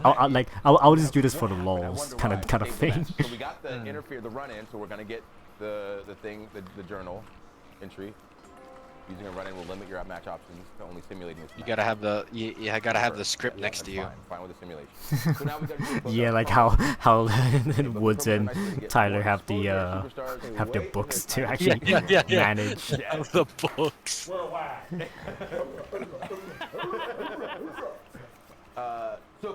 when your superstars are off, they recover stamina. So let's say that you had somebody in a Hell in a Cell match and they lose a bunch of stamina. You let They're gonna them be rest. at least 2 weeks out. Yeah, let them rest. They're gonna build their stamina back up. But That's if you not wanna- how we work. Exactly. They'll wrestle the next night. So, but if you put them in a promo, they'll get half that stamina back that they would have gotten. That's great. If they were just I mean, off. So if you I wanna get throw the random tables game match in for Titus as and champion the first week of I the don't month, boom, let him think chill in I a don't think you promo. play this The next online, week, so I think it would be local. then you But I back think to you still play like screen share, right? Wait, is it on boom. PC? Yeah, promos cost money. I'm pretty sure. So Yeah, have a promo, it's on sell Steam. promo, or Then you sell can out, parsec it. or roll Yeah, change, exactly. go So I from feel bad guy like to good guy, you can play it with me advertising as the well. show, Yeah, I charity. mean, like you could just Yeah, tell, definitely we could just tell you charity. like Yeah. decisions, Okay, or you yeah, know, yeah, it's turn-based anyway, Charity so promo. Exactly. O'Neal. There we go. that'll be fun. Yeah, I think Lock that'll be that in. fun. yeah. Boom, That and that then that is it promo. if it does work out. Actually, you know And the what? game is not a complete No. mess when it does come I'm gonna out. switch this match Yeah, to second, jeez. so then the promo after Because is here's the thing, I switching think sides, but she can WWE switch is sides and considering going to EA Yeah. if this becomes a flop roll again. change. Because like they were so hurt and bothered by 2K20 that they're willing to change to a different company. Yeah, right. Like the lesser of two evils. We can because But man, he's if on the they go to promo, we have EA, Bliss in their match or in the run-in, so she's you not gonna best be for ready promo. to So what fucking we fork do out is we that go wallet, manage my roster. boy. Yep, exactly. Another snag. Check it. We just hired Hey, look, somebody. Tyler Breeze Look is at doing the we have game. Lurch Evans. You gotta hire Larry. You have Yeah, extras. Lurch. Jake Xanadu. I like Sammy George. This is for a promo though. Ooh, Let's get Chester. Chester. You I got really Chester like Brown. Chester. Dude, Jake Sandu, bro. Why don't we give like some? So Jake it's to get a Sandu? promo. Oh. It's to do a promo. So you want to put I some? wanna hear Jake Who are Sandu. some of You these want people? Jake Xanadu? I think it's supposed to be like the random generated free agents.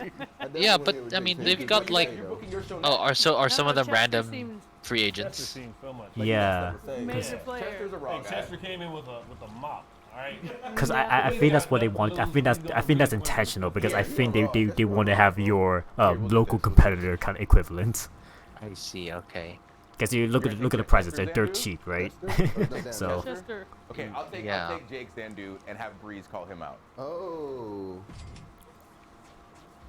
So when you're doing your promo, you can do call out. so You'll I have Breeze literally call enhancement out talent. So Jake Xandu. Okay. All right. So this is a chance to begin a rivalry or increase the level of an existing feel like- rivalry. So I feel like- essentially, this will.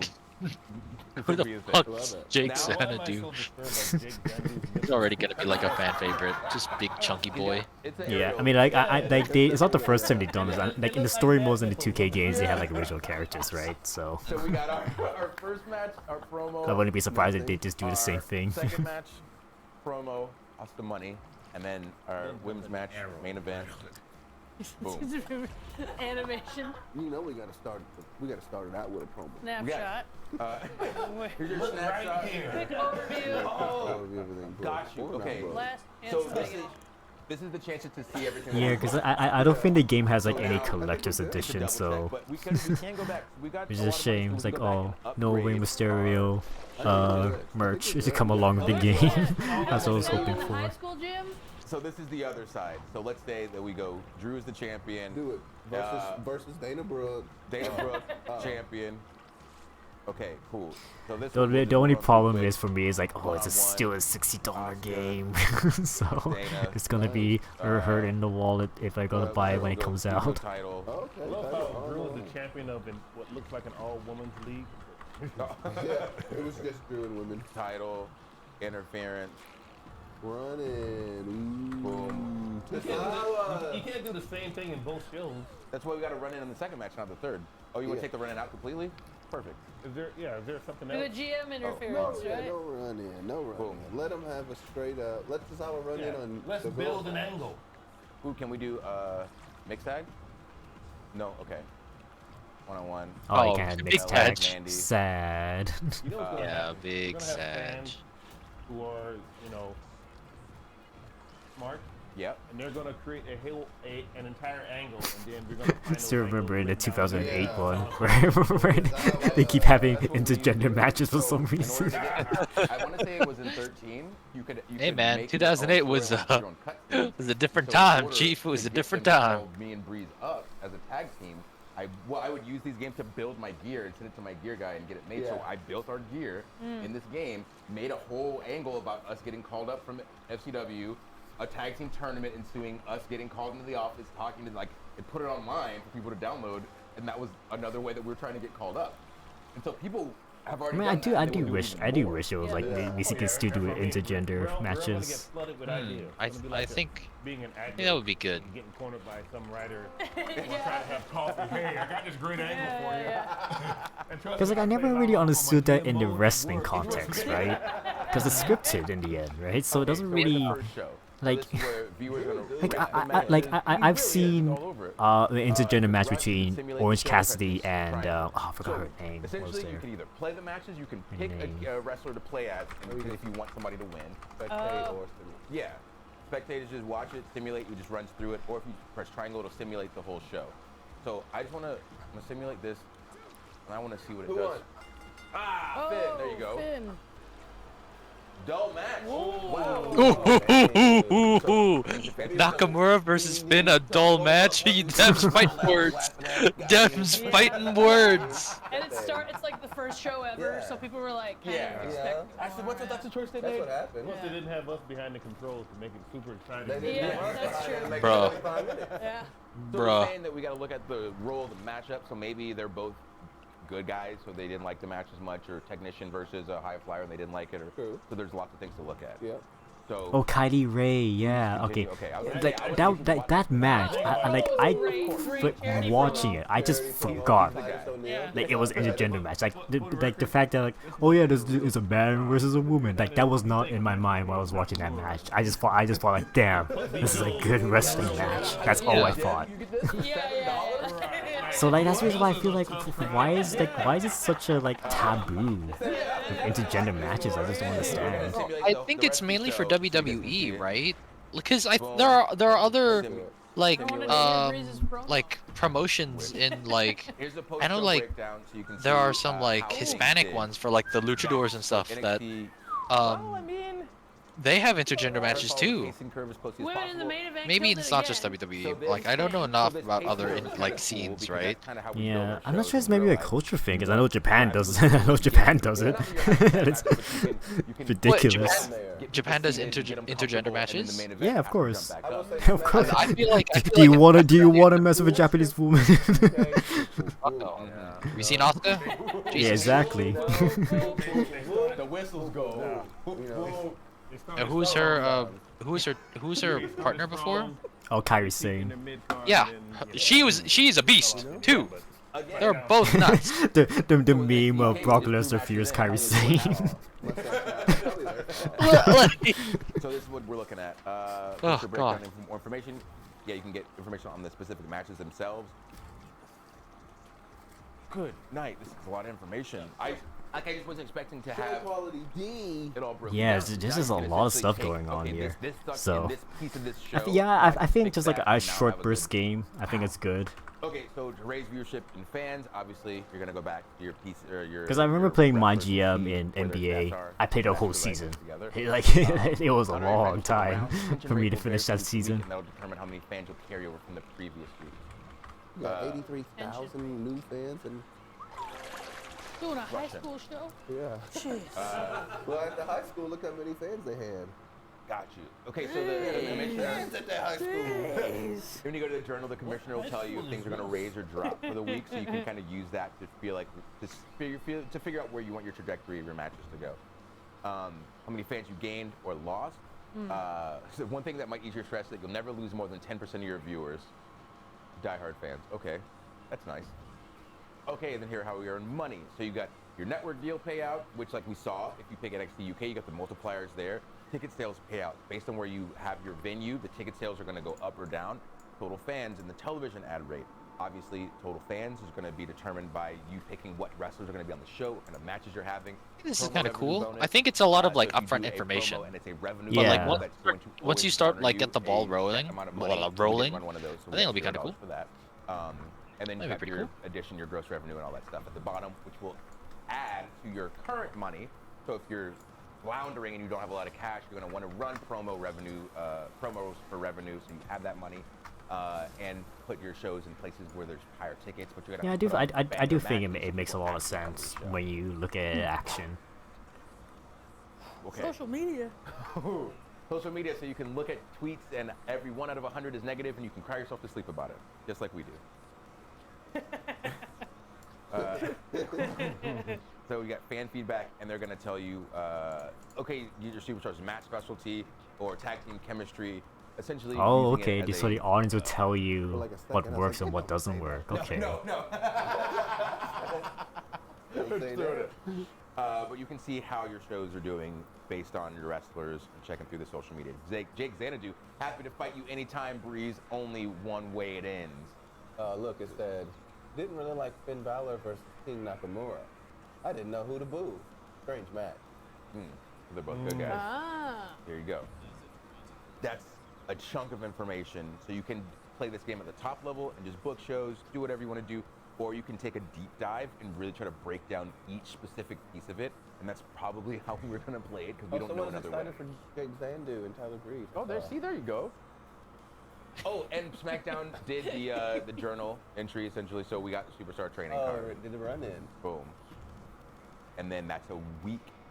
Yeah, I want to know how these like card next one, like it's all the same mechanics stuff for work. Raw. Are they just like abilities Boom, that get you all your just info use? there, you check stuff, see what's working, see what's not. You Well, get, I guess we'll have to see. Oh, they got a 2 ranking guard, 1 ranking. Yeah. You get to the end of the week. Congrats, this is the only beginning. Only the beginning. Here you'll see how you fare against your opponent. Your goal is finish the season ranked number 1. If you do that, then you're cut to be a GM, and then he lets you go. They got more money too. We So- put on a bigger match. Yeah, so we're winning in fans, and we're winning overall. When you go to your next week, tells you where you are. There's so much. Superstar Conversation. Oh my I God. love seeing him. So you learn morale can go up or down depending on combos go. So morale also very important. Who is Morale this guy? is low, they're gonna want to What, leave you. the tutorial guy? It's Drew Gulak. Yeah. I don't know. Oh, he was like and he's like a mainstay in 205 Live, and he's like his style of wrestling is like old school grounded wrestling, and he wants everyone to follow his example of stick to the fundamentals. Let's do it. You don't need to do this high flying stuff. Just a good old wrestling hold is good enough. It's that kind of gimmick, and but like he has like this coach like teacher kind of character, so that's the reason why it makes sense he's the tutorial character. I see. Okay, gotcha. And what got him over was his PowerPoint presentations. He somehow made a PowerPoint presentation over. Waiting, that would have said small decrease to Myrna's morale had we flipped it the other way. Rinse and repeat and become the best. All right, ladies and gentlemen, that is a week 1 intro of my GM mode. So we didn't get into the rivalries, which was coming in that week 2 part. There was a lot of information. I think he's doing the company, but more behind the scenes, because I feel like he really, I think he's been more assigned as a trainer, like in the developmental side. I see. Yeah. Thank you for watching. Make sure you always and forever keep getting.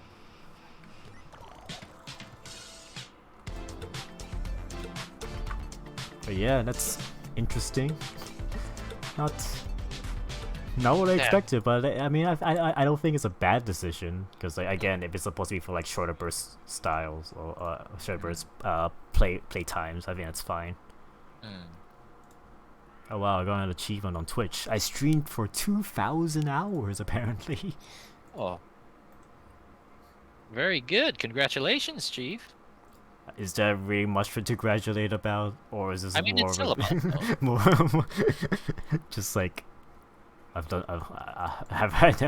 I just truly wasted my time? No, not at all, Chief. If you had fun doing it, then it's fine. If you liked streaming, then who's to take that away from you? Yeah. It's really been on that grind. It's such a very, very long grind. Yeah, that's how it is, Chief. That's how it is. Yeah, I hope the character creator is very crazy, like in We'll it's have too to crazy. see. Yeah. We'll have to see. Yeah, I mean, again, I have to wait until the game comes out. When does it come out? Let me see. Shit, I don't know. You said it got delayed, right? Like by a year. Oh no, because they had to not do 2K21, so they just skipped 2K21 and then focus on this. Gotcha. 12th of March? Oh my god, it's so soon. It's in 2 days. Yep.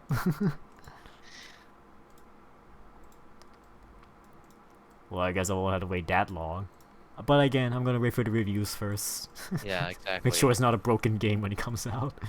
Which is, I'm gonna say it's likely it's gonna be broken, but hopefully not too broken where it's game breaking. It can't be a WWE game without the bugs, without the hilarious bugs.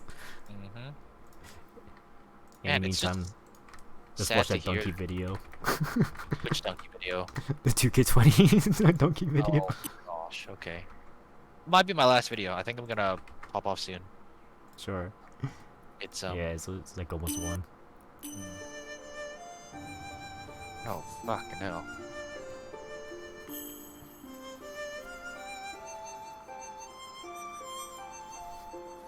This shit is old. I had this game. I played this game. Yeah.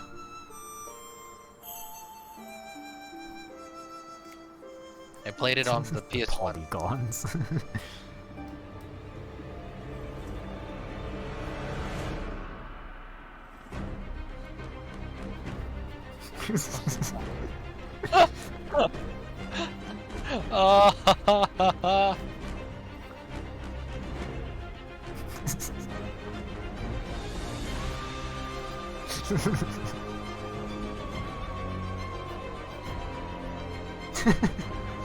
Seeing this just reminds me of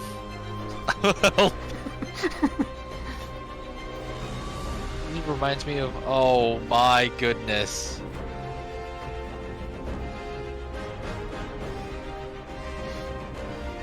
Seeing this reminds me of oh my god, what the fuck's happening? Okay guys, do all the funny glitches now. You're just laying there. This is so boring. Oh my Reminds god, me Rey when Mysterio's fucking going for the ladder. Funhouse yeah, Funhouse played Bruce, it. Bruce just fucking broke down. Became a Just robot. collapsed for no People reason. switch and Shane McMahon rolls out of the ring. There goes the money, and the Rock's brain just broke. Oh, that right there is classic Rock. And that's the bottom line. Because Stone Cold said so. Oh my god, Stone Cold is setting up the table right in front of the Rock. Oh my god, and the Rock says no, you're setting it up wrong. I want room on the table for hot dogs. This Wait, is what's hold on. going to give us confidence, recognition. Oh my Wait. god, and the The Rock fucking says no, you're ladder. setting it up Oh, okay. it just- Yeah, I think it usually despawns when you break it, so. I see. Oh my god! Look at his strand of hair! Look at his single strand of hair! What is that hair doing? What are you two fartwads doing? This table is reserved for wrestling team members only. I thought there was a lot of booger stuck underneath it. What is this? Is this like a hallucination? What did you just do? She's gonna rip Also, her head off. She's ripping her like- off. broke her neck. Her hands Man, aren't even like touching her fucking head. sorority girl has It's a so fucking, realistic that you the know, the wrestling in the game is actually balls to talk to like a fucking ketchup, mountain of a ketchup. dude, you know. Like, I don't care what like. Her entire body was already red. I can't even open my locker. What's your combination? tear it off. 1633.9. Her hand is so far away. What is this? Letter, please. Whoa, whoa! You had some serious rage issues back then. Oh my gosh, what Did the you fuck? also forget that's how you got your nickname because you were always seeing red? No. I remember. And then Brooklyn tacked No, on it's the because of my skin. hothead part.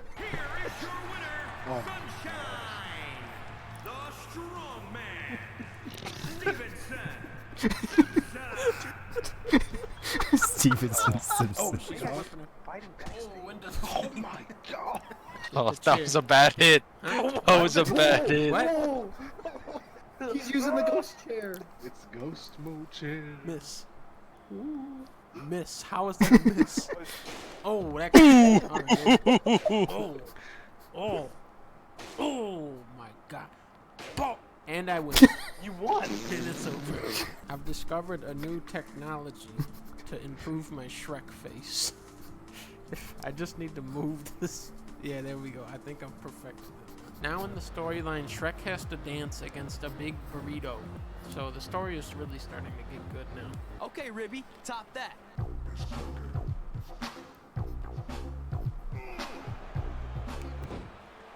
Classic Stone Cold. What the fuck is that? What is that? Sean, clearly you are not familiar with the wrestler Big Show. Now, Sean, use these stairs to win. This is good for you. Referee hit me with the stairs. Disqualified. I win. Triple H wins. Yeah, that's it. Sean, use the stairs. Strike me down with your hatred and I shall become more powerful than ever before. Ref, what are you doing? No. You idiot. Oh. Stop it. Oh yeah, the ref's You're tired. ruining my plan. Hit me with a sledgehammer, Sean. Hit it. Whoop. Whoop. Okay. Sean. Actually, I want that shit. Give me that. Give me that. Shit.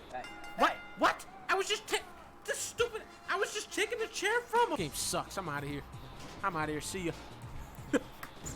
What? Oh, he's going for the pin.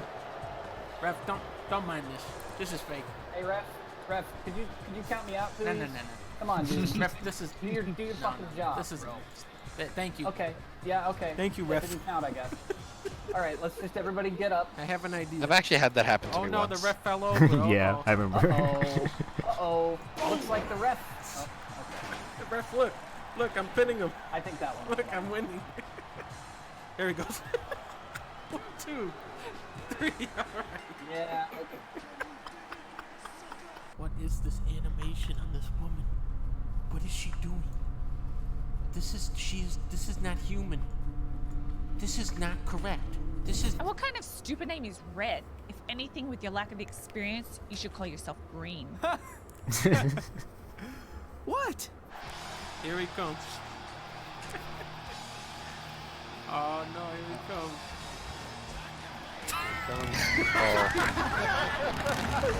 Here he comes. Oh my goodness.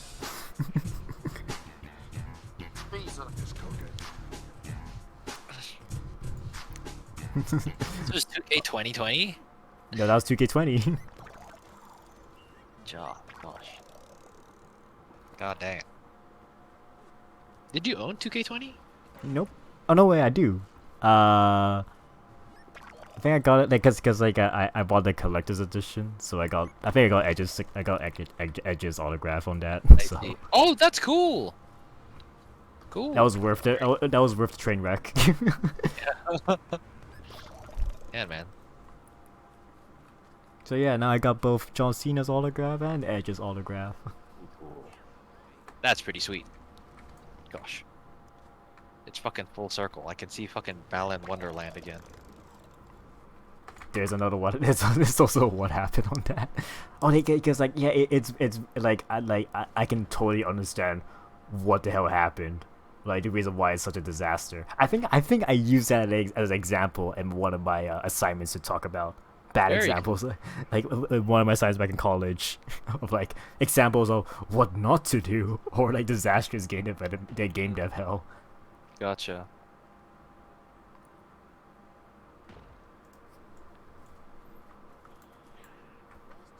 Alrighty, Chief. Yep. I think I'm out for the evening. It's almost 1. Yeah, no worries. You Too gonna wide still for camp hanging it? out. I don't know. I think I might end it soon as well. No worries. No worries, Chief. Yeah, just ping me whenever you just want to hang out. Again, you'll just have to sort of gamble to see if I'm free or not. Yeah. But You said Thursday. Oh, this is Thursday right now. Yeah. Well, today is technically Thursday, yes. So Yes. yeah, I might be again free today. I'm not sure, so I'll have to see. We'll be free on tomorrow or Saturday. Sunday, I'm not sure. Monday, probably not. Yeah. Yeah, I mean, again, like, I feel like I would do something like this again, like this kind of streamer, have something and play something and then talking in the background. Yeah, no worries. I'm all fine with that, Chief. I'm just fishing.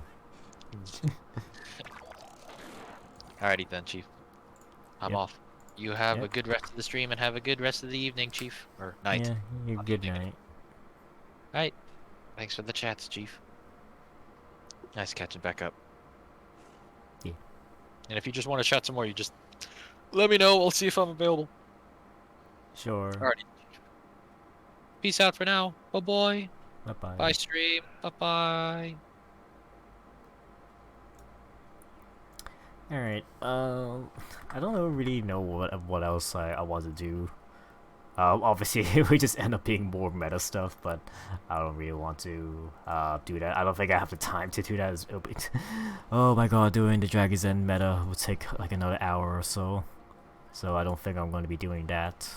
I mean, I could continue fishing. I think I'm almost done, but I feel like I just want to just buy the fish necessary on the trading on the auction house.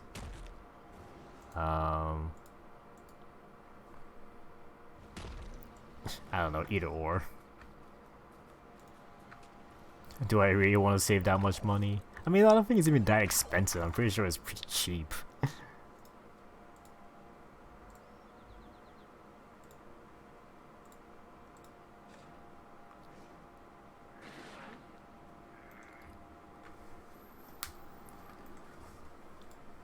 Let me see again. What was the thing I need? Fish fillet? But they're fish fillet. Fabulous fish. Fantastic fish. I need 50 of this. So, fabulous. How much is one?